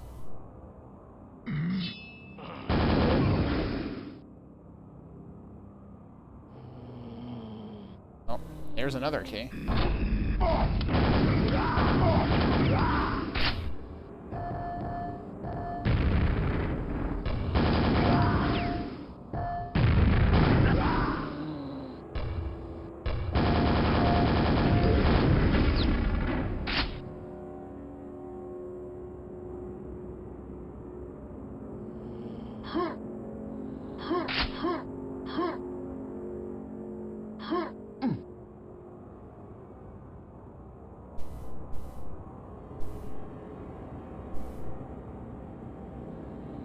$60C seems a little high.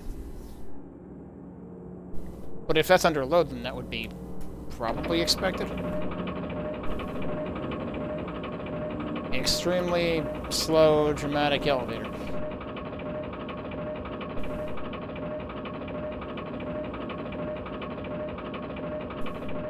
It's gonna expect me to take that up at that speed too, isn't it? Hang on.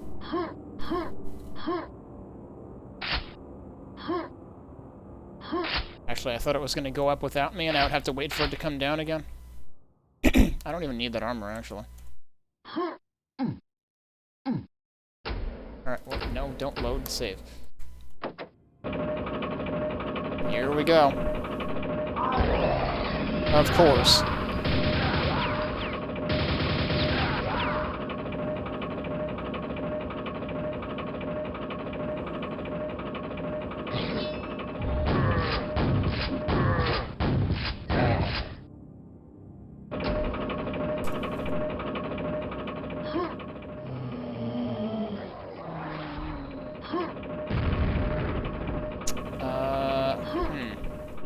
So what's my play here?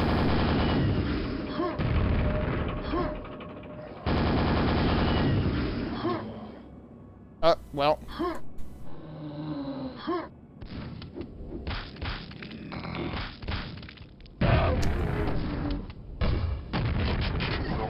Alright, at least that killed both of them. Could you not? Thanks.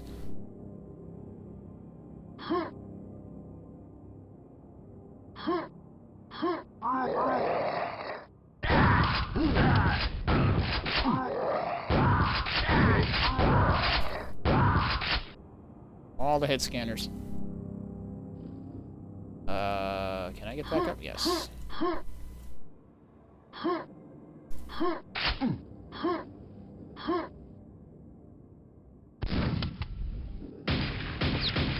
Okay, no, I cannot shoot through that.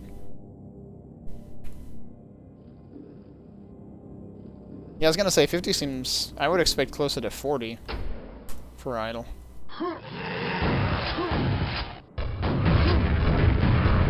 Wow, alright, just freaking completely dunked me then. This section seems not great.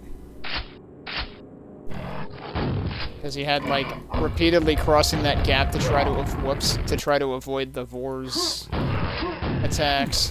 And you have the balancing act while also ogres. You had the extremely slow elevator with hit scanners. Whoops. Damn it.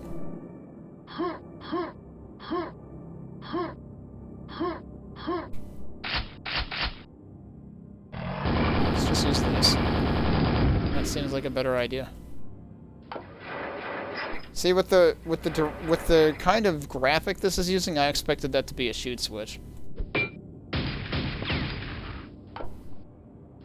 Also, for some reason, you can hit it multiple times, but it doesn't need to be hit multiple times. Alright, where does this lead us? Oh no. More hit scanners. Where are they? Oh. Of course. They're on the part that's extremely dark, so I can't see where they are.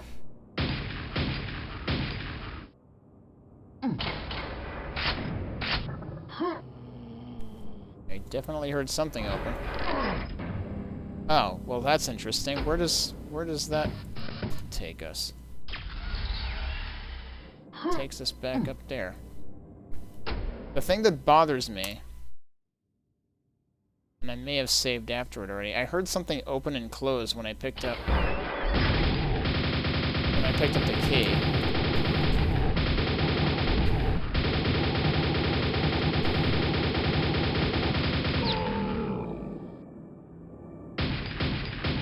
And I can't help but wonder, was there like a permanently missable secret when I picked up the key or something? It is interesting, though, that it lets you back up here. I don't even know what it could have been opening. Alright, so there's, yeah, only one enemy that isn't dead, and that's the zombie that was in the cage that I gave up on trying to kill because it kind of seemed like my grenades would just bounce out of the cage. We again didn't find any secrets. So I seem to be very bad at finding secrets in Ubiquitous' maps.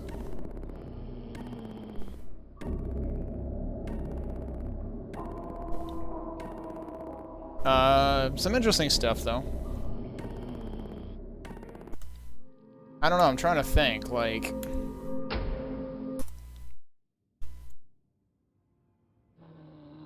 Oh, incidentally, okay, I saved before I used the key. Yeah, so this is that zombie.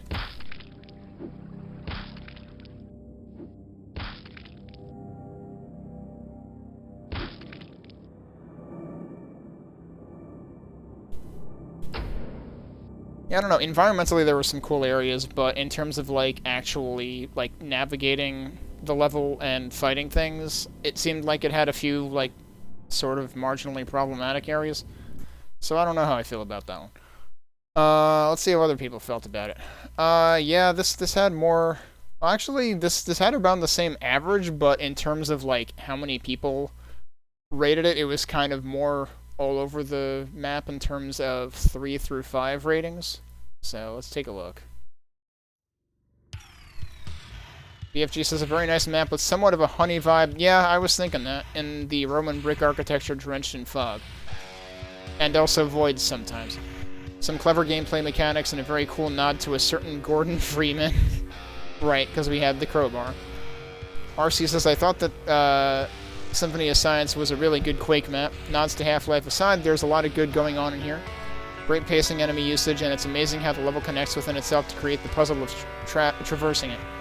All of this is done with a respectful and polished old-school Quake style. The only real nitpick I have is the grenade lob button puzzle area, yeah. And some button logic further on, but these are so minor that I'm not gonna go into it here. Great job, Ubiquitous. Looking forward to the next one. EFG says it was pretty funny watching you scratch your head about the grenade puzzle. Yeah, I did the same thing. This one was a bitch and you played the updated version. The original had even less of a hint. To tell you the truth, I only figured it out by accident. In the original release, you could jump on the railing and hop on the other side from there.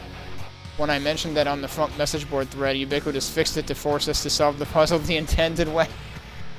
Oh no. Yeah, I was thinking of trying to do that. But it definitely didn't seem possible in this version.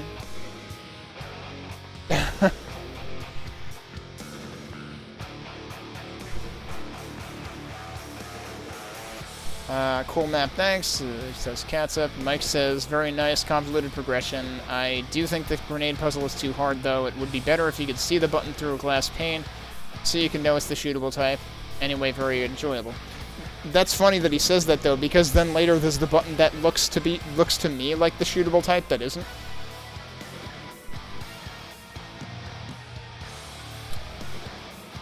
Textfish says the mapper had fun coming up with some interesting ideas, but failed to polish them to an altogether fun experience for the player. Case in point, a puzzle that involves opening a door from behind by lobbing a grenade through metal bars could be satisfying for the player to figure out, but for the fact that the bars are so narrow, it's possible to bounce the nade off them several times. I'm surprised I didn't have more of a problem than that, because, like, yeah, I had that happen once, I think. The second time. I was surprised the first and third time worked. I would recommend increasing the gaps between bars or just making the bars funk illusionary. No, I would increase the gaps, because just looking at those bars, it looks like I'm not supposed to lob something through here. It also took me far too long to realize that the boulders in the first chamber are climbable. Yes, I had that problem as well, as the lowest outcrop is poorly lit. And the lowest outcrop is barely an outcrop from the looks of it. But maybe it is just the lighting, I don't know. Climbing puzzles can be fun, but it was only out of sheer frustration that I launched myself at those boulders several times, by which point any potential reward was diminished. The map contains several inconsistent visual cues, such as a button texture that sometimes signifies a shootable button and later a pushable one. Yes, thank you.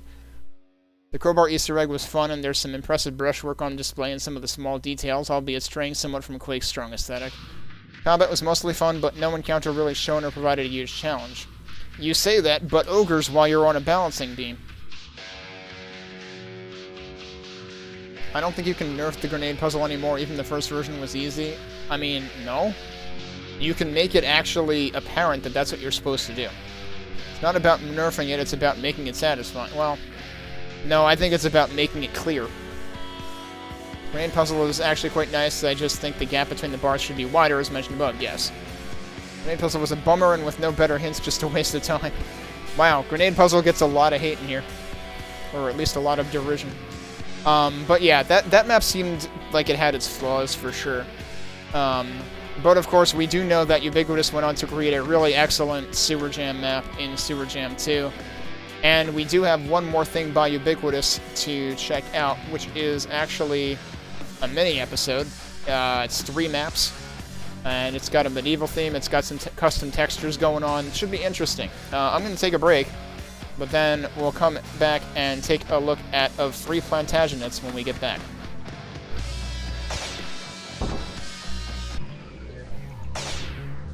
Okay, we are back.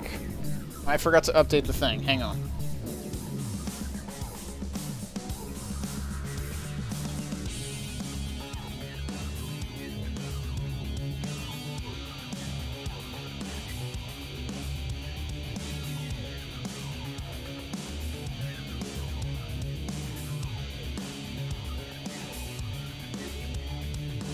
Okay, now that I actually remembered to update the thing, we are jumping into Ubiquitous's next release, which was a 3-map mini-episode released in 2019.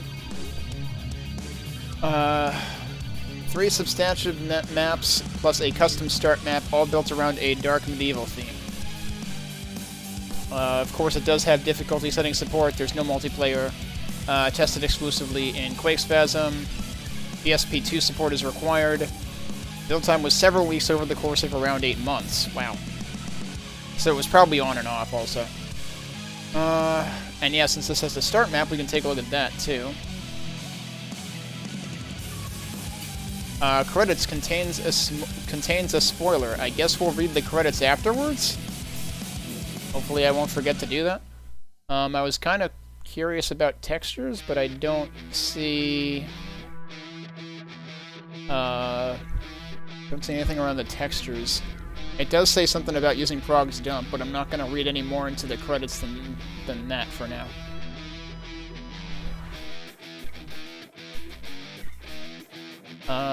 Let's see.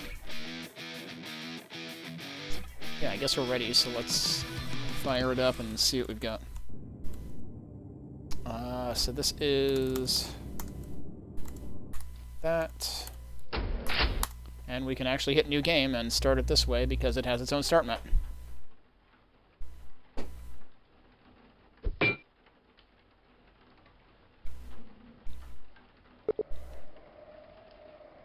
Easy. Fairy tales for young readers.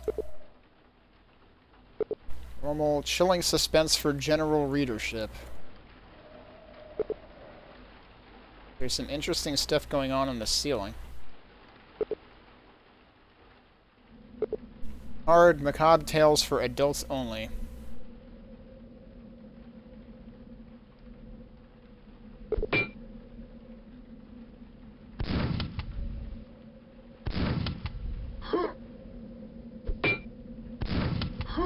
Gotta look for nightmare, though.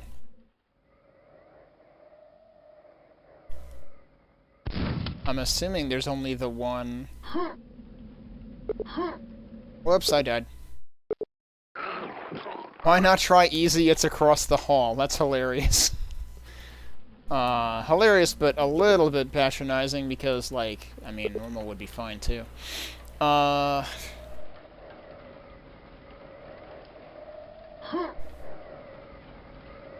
Is there anything up there?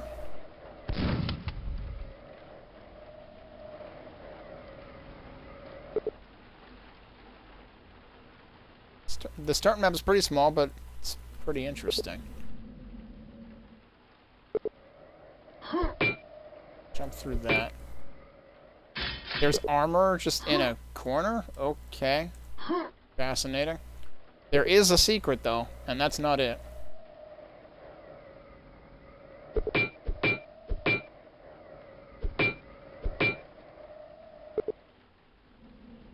Alright, well, let me check really quick whether this indeed just goes straight into the level. Yeah, it does. That's interesting. But...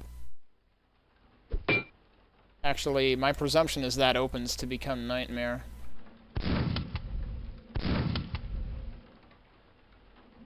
Just wondering what the heck I have to shoot to get to it. I freaking hit the wall. That's really funny, though, that they have, like, a trigger as you fall down.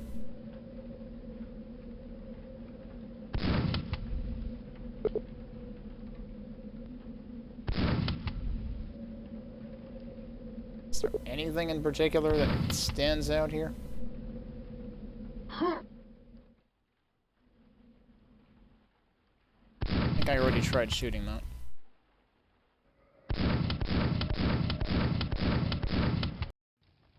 Yeah, and that... everything just goes straight in. The 1.4? Yeah. That should be what this is. Oh, that's right, I forgot that that doesn't actually say it, but what I downloaded was the updated version, which is, yeah, 1.4.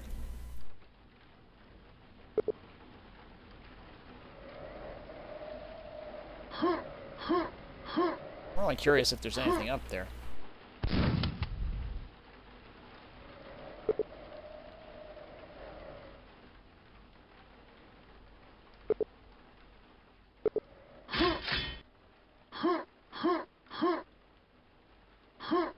Anything in this corner? Nope.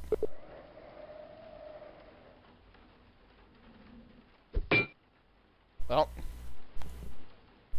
seems like I'm not finding the secret and how to get to Nightmare at this rate. Then again, I've been really bad at finding secrets in Ubiquitous maps tonight, so maybe I shouldn't be surprised. Hang on, is there one of those on the other side of this? No, it's only on the one side, so that's interesting. What if there's something as you fall down? Oh. I don't really see anything down there. It kind of fades to black pretty quickly. That would be, like, ridiculously obtuse if there's something that you have to hit as you're falling. But, yeah. I don't know. Like, you know, some start maps will have, like, switches in each of the difficulty sections. Some of them will have a switch specifically in hard.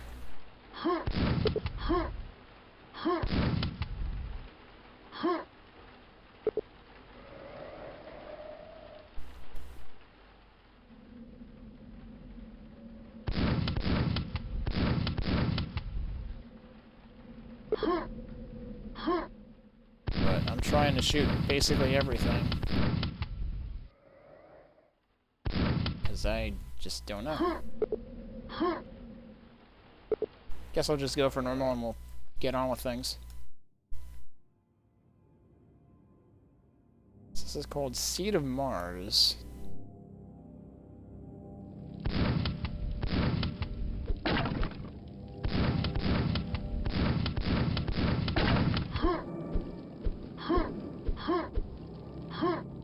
Can I get through there?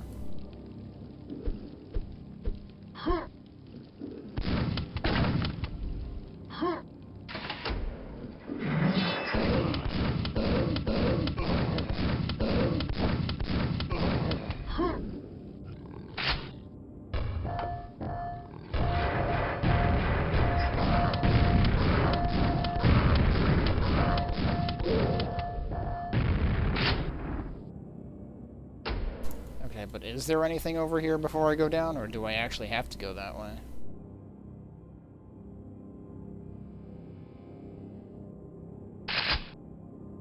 Well, there's that. And then there's a lot of fiends.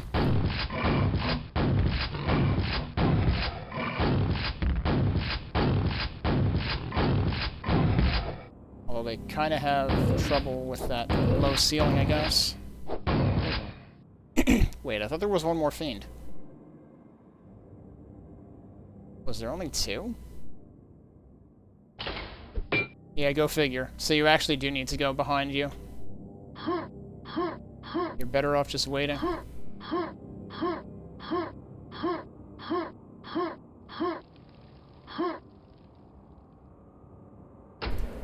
Alright, down the toilet we go.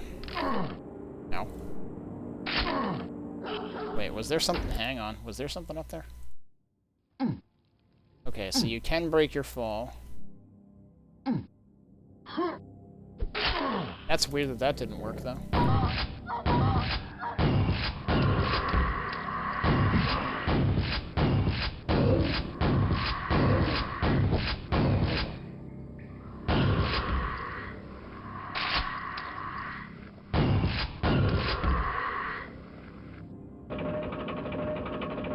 I was wondering if I was seeing a hole there, but no, it's just actually where the lift's pillar comes out.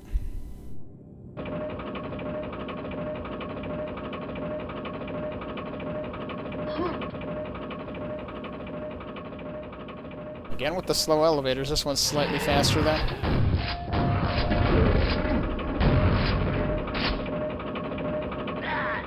What? I don't know how that worked.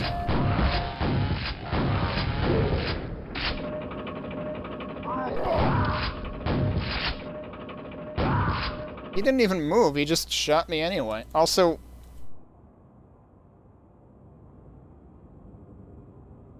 How?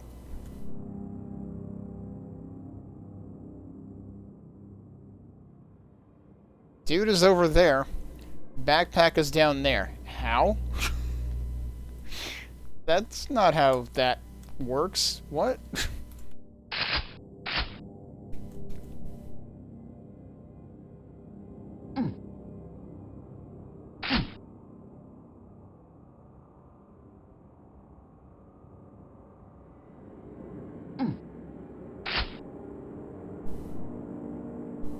Well, there's the key. I don't expect this to end well. Interesting use of the image here. I should probably take those. It does let me take it.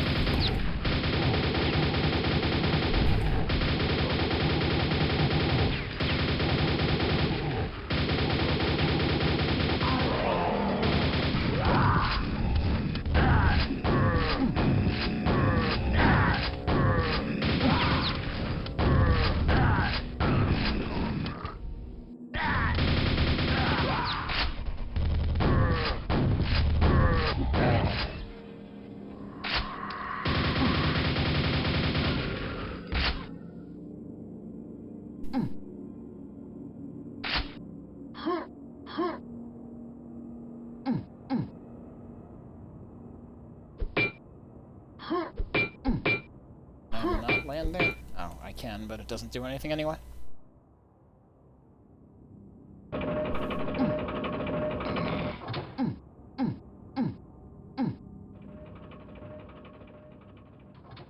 But yeah, I suppose I can't get out of here.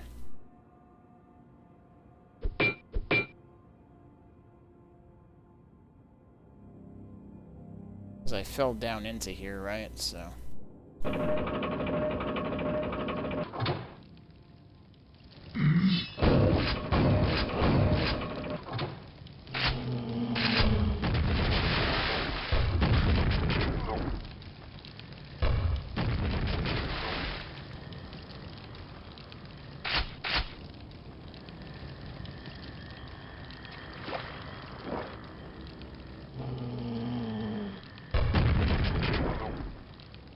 Incredibly claustrophobic. Okay, now we've got more architecture like the very beginning. This is actually really cool.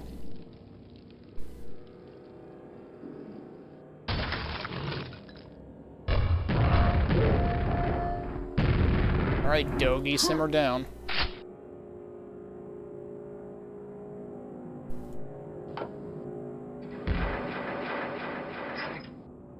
Okay, what was the thud, though?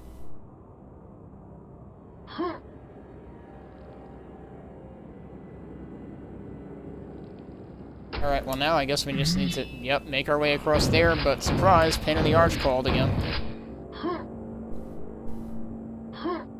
Now, are there going to be more enemies, or were the fiends it? Fiends would have been far easier if I had waited until now to bother going over here. Hello, what is this?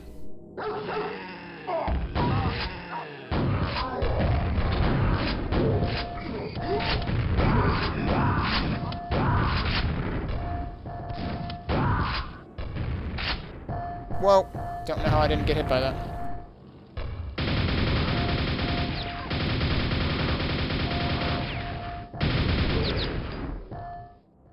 Assume there's still another one? Maybe not.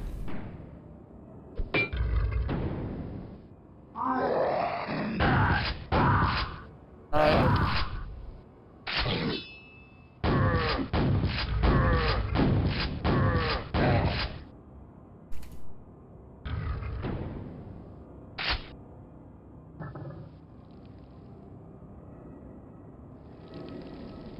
Is there anything else I can do here yet, or do I have to go through there? Seems like I probably have to go through there. There's no door on this side.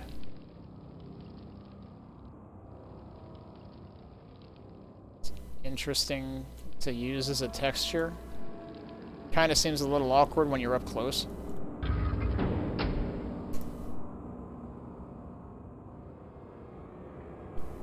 Right, guess I need to activate that. Got stairs, or we've got armor. I'll come back for that.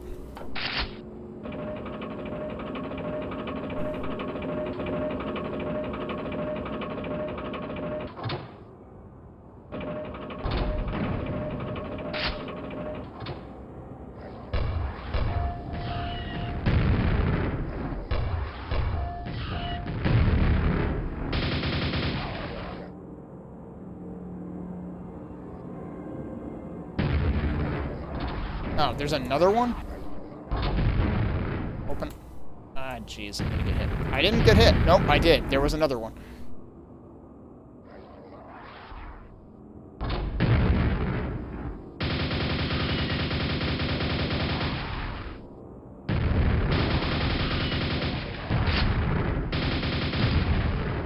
Wow, I'm surprised that worked. Held shut by some mechanism.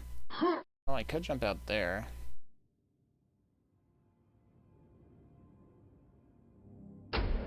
Wonder if I'm supposed to jump out there.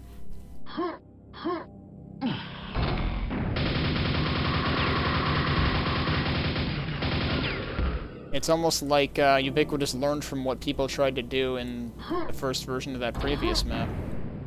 Alright, so we could go over there, but... Is there anything exciting over here? No, I guess not. And there is a little arrow there, too.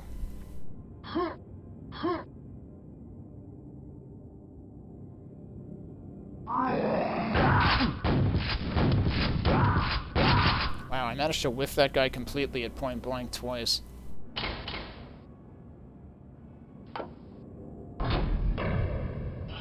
Oh, and this was that other door. Okay.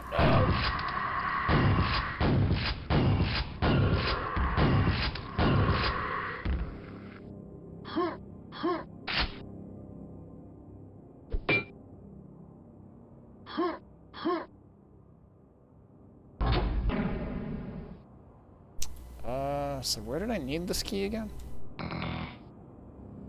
It was in the main... What? Hello. Yeah, it was right there. I could have just jumped down.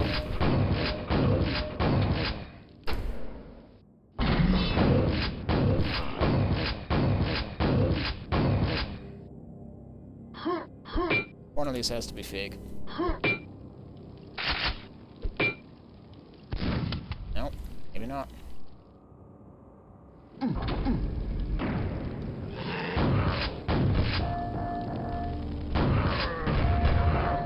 Whoops.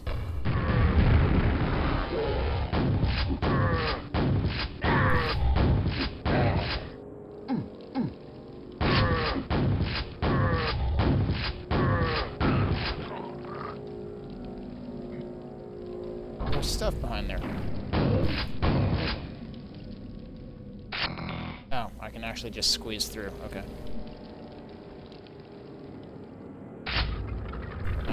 Looks like we reached the end. And once again, have not found the secret. I don't necessarily expect to find it.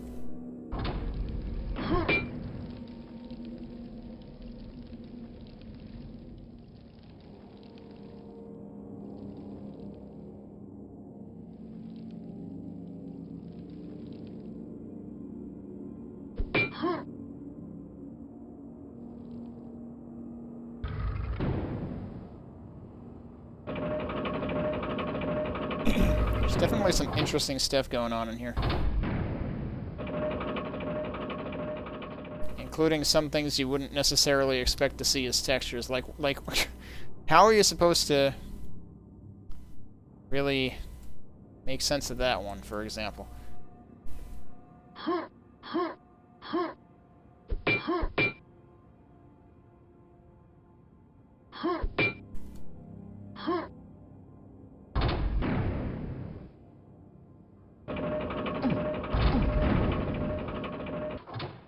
But yeah, I suppose we can move on.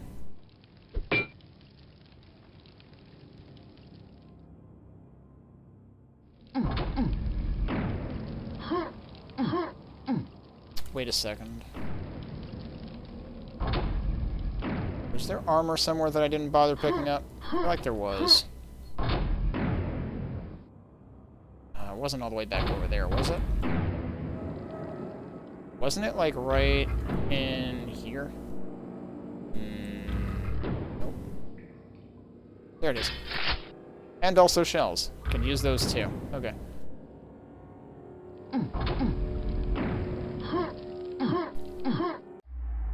Okay, so that's our first map. Our second is Under Eastcheap.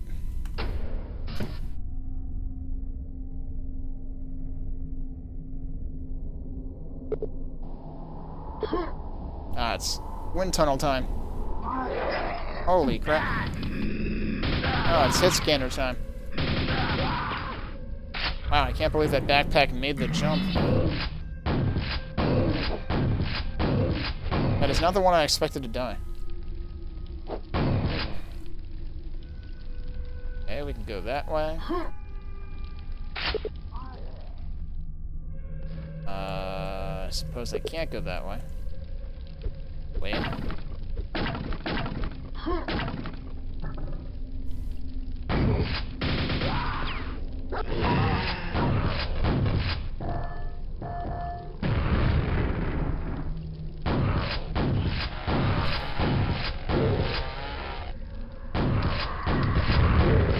Idiot. Pretty sure he hurt himself. Is that just a void of death? Probably. Kind of looks like you can land down there, though, so I'm going to try it anyway. I can land down here.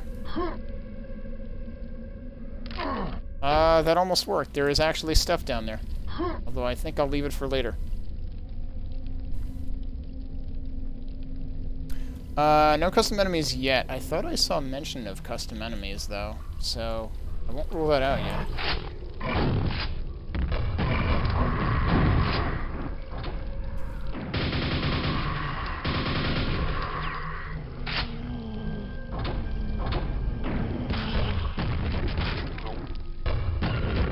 Okay. BOGO special.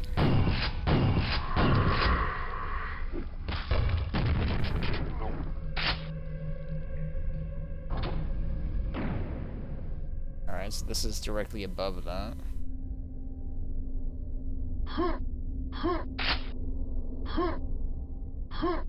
Does this go somewhere? It sure does.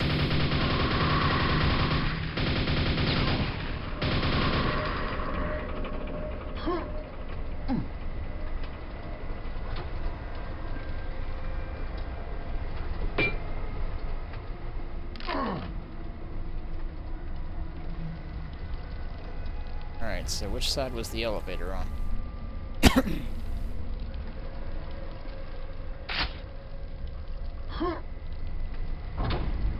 This is just up there again, so it's probably on the other side that I didn't go on yet. Did I check this out now?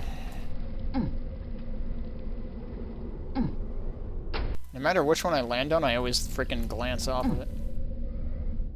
That was not done correctly at all. There we go. So, yep, that's one of two secrets.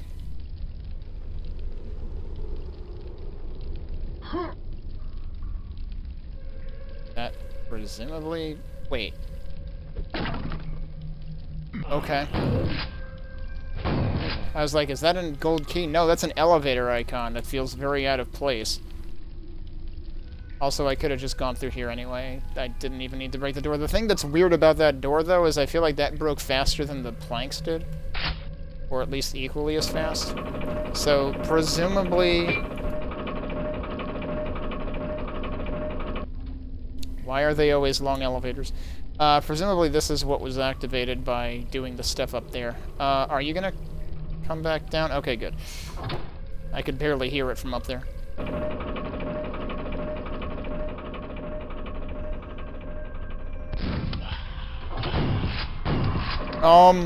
Why would you do that? Actually, where the hell am I now? How did I land here? That's actually confusing.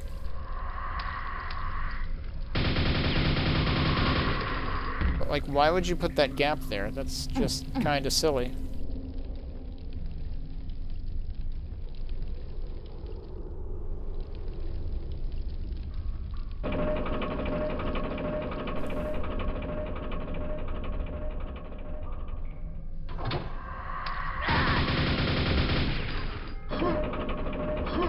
Yeah, that seems unnecessarily rude, making you jump across a pipe while there's scrags shooting at you.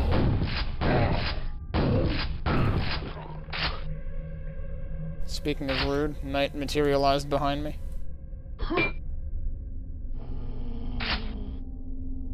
Is he below me? No, he is over there. I can barely see him. That did not work.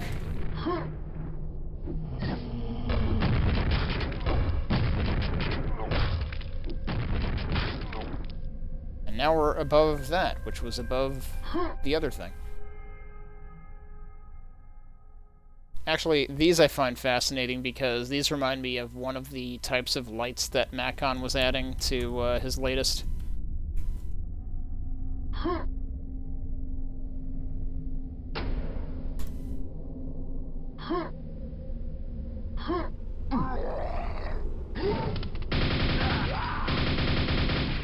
More barely visible hit scanners.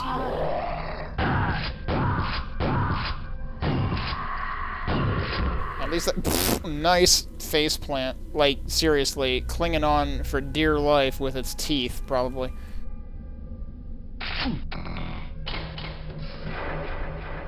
Okay, well, we got a key. Where am I?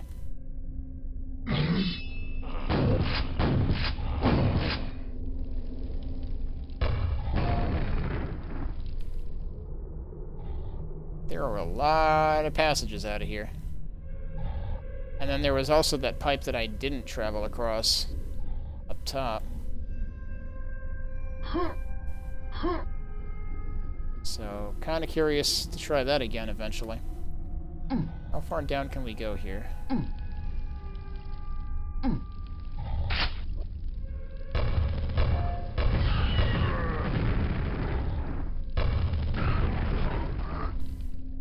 Cool. Everything's dead.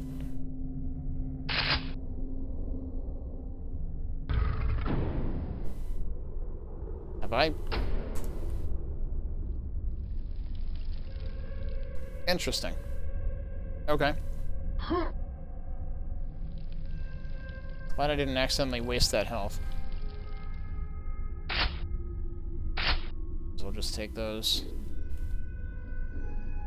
So, wait, that's where I was. What was on this level? Doggos. Good boys.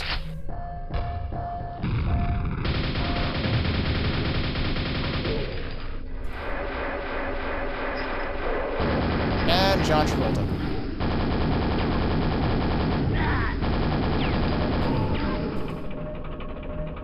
And an elevator over there.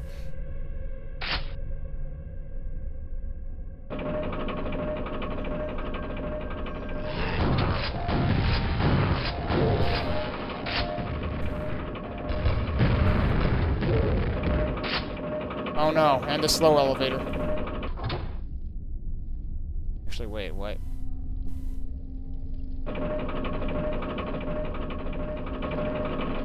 That one's fast, though.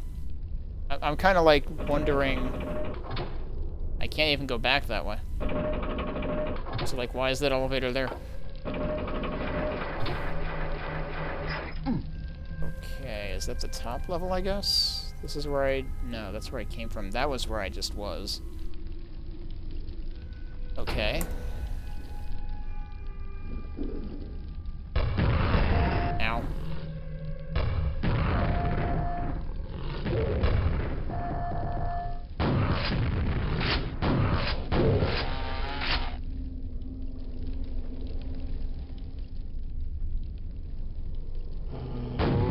Oh, well. That is what I needed the key for.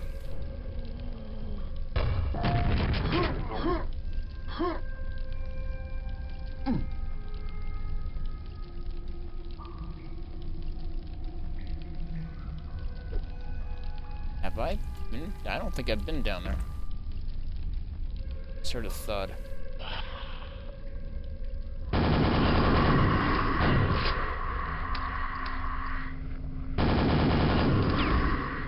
So what the heck's going on with this texture? Can I actually make it up here? I probably can.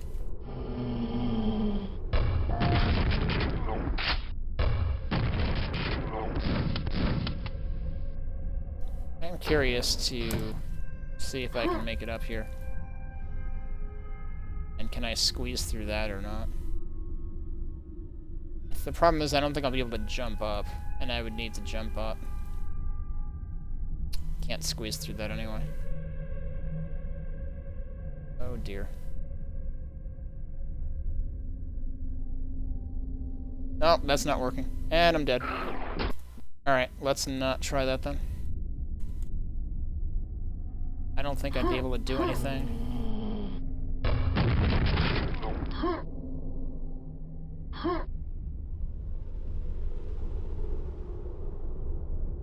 So that's where I was before, isn't it? I actually kind of want to revisit that. Because there's armor up there. There's whatever that is. Presumably just platforming to get me to the armor. That is not a secret, though, surprisingly. I might as well go down at this point. Oh.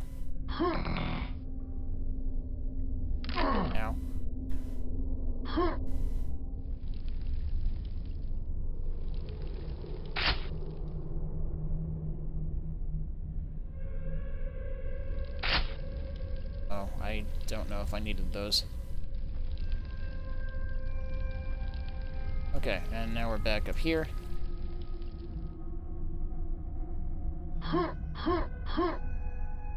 And now we're going over there.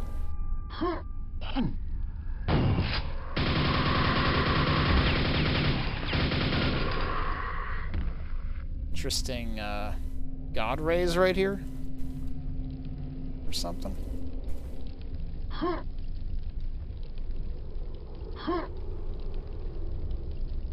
Have I been down there?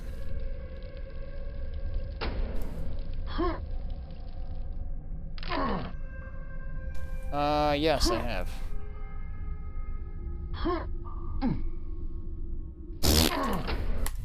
This is a very vertical map.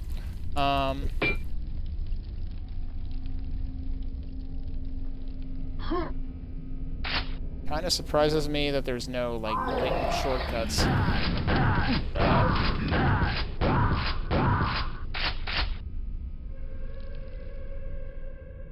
Actually, there was health, wasn't there?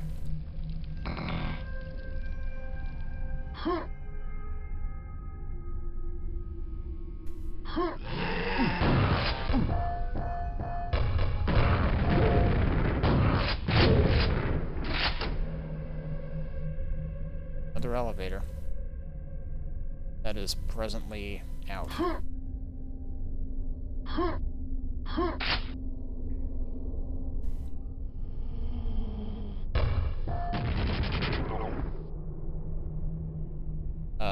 That kind of reminds me of John Romero in Doom 2.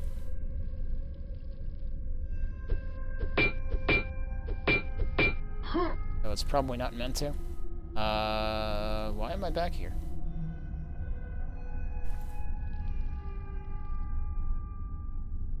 Oh.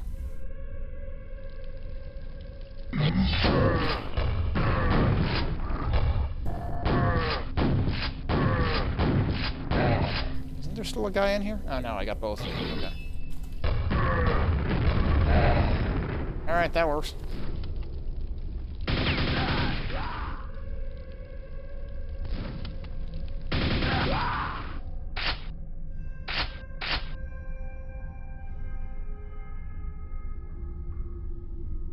Interesting.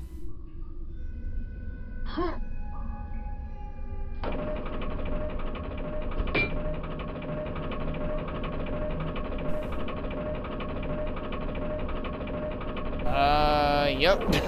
Another Shambler Vader. Oh, and he can hit me through that.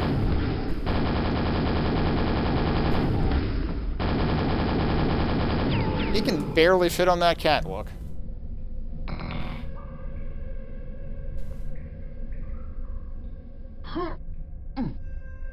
Alright, well.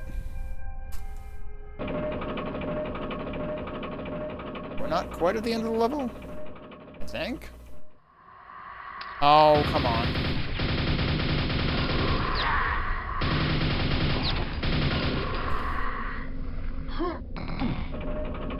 Interesting that they've used health packs to signpost a couple of times. I'm surprised I didn't fall down there. Also, the game kind of just glitched out for a second, it felt like. Random overturned chair? Okay.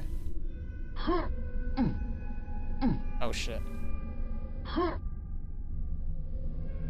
Why are the sides of these, like, gone? That's interesting. Slowest possible. Yeah, you knew. Oh, I accidentally telefragged one of them. Nice.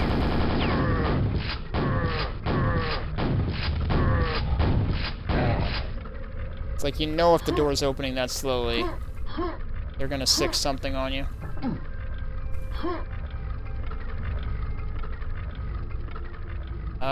There's one enemy that's not dead. Ah, yeah, that's what it is. Okay. Yeah, I was seeing this, and at first I thought the side was, like, coming off, but no. Yeah, it's... I didn't realize it was on the top, too. Okay. Well, I guess we're done with this level, then. Got 1 out of 2 secrets. I actually found a secret. It was a pretty obvious one as long as you looked.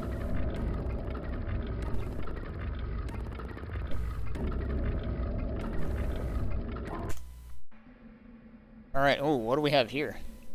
Into the breach. Floor textures are interesting.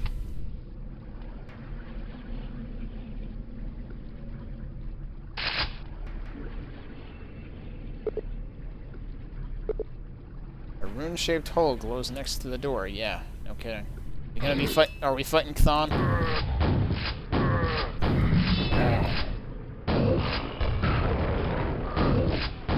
No, we're fighting John. It rhymes. I have no nails. There's some on that box, though.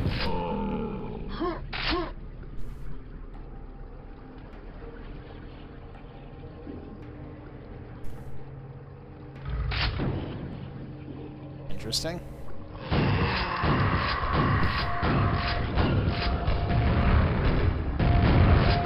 Lift. 4 nails. Good.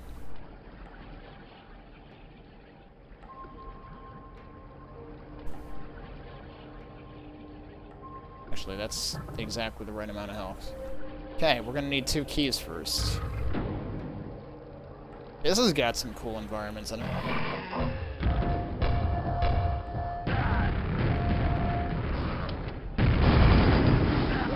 Oh, you done fucked up. Nope, maybe not. What just happened? I just accidentally triggered a secret or something. I don't know where. Nice.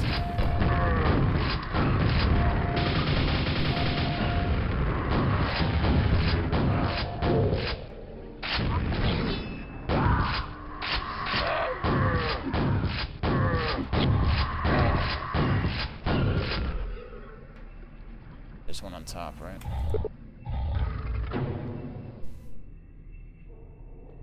Apparently we can go downstairs, too. I don't really want to fight him from here. I really want to know what the heck I accidentally triggered, though.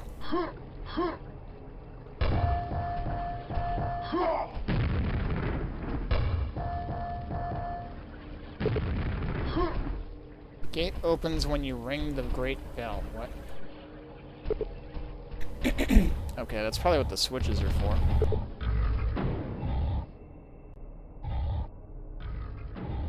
There's probably at least one downstairs. Oh, there's one here.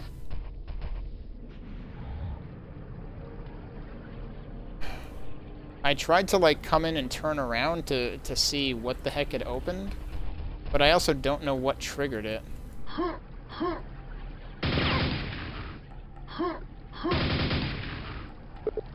Like, one of my grenades tripped something. I just don't know what.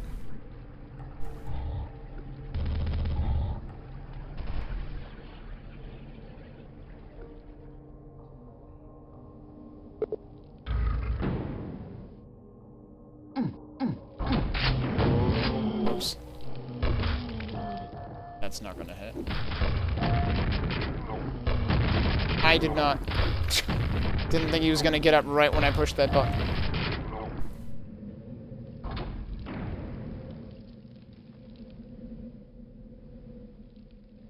More interesting textures. The King's Crypt is locked. Okay, these I'm pretty sure we've seen those textures in other packs.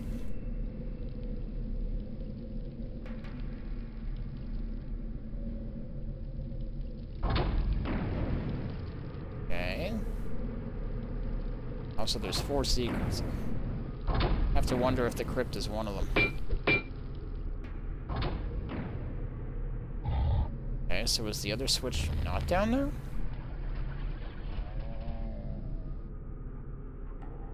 Guess I should get rid of this guy, because he's gonna be annoying and hit me.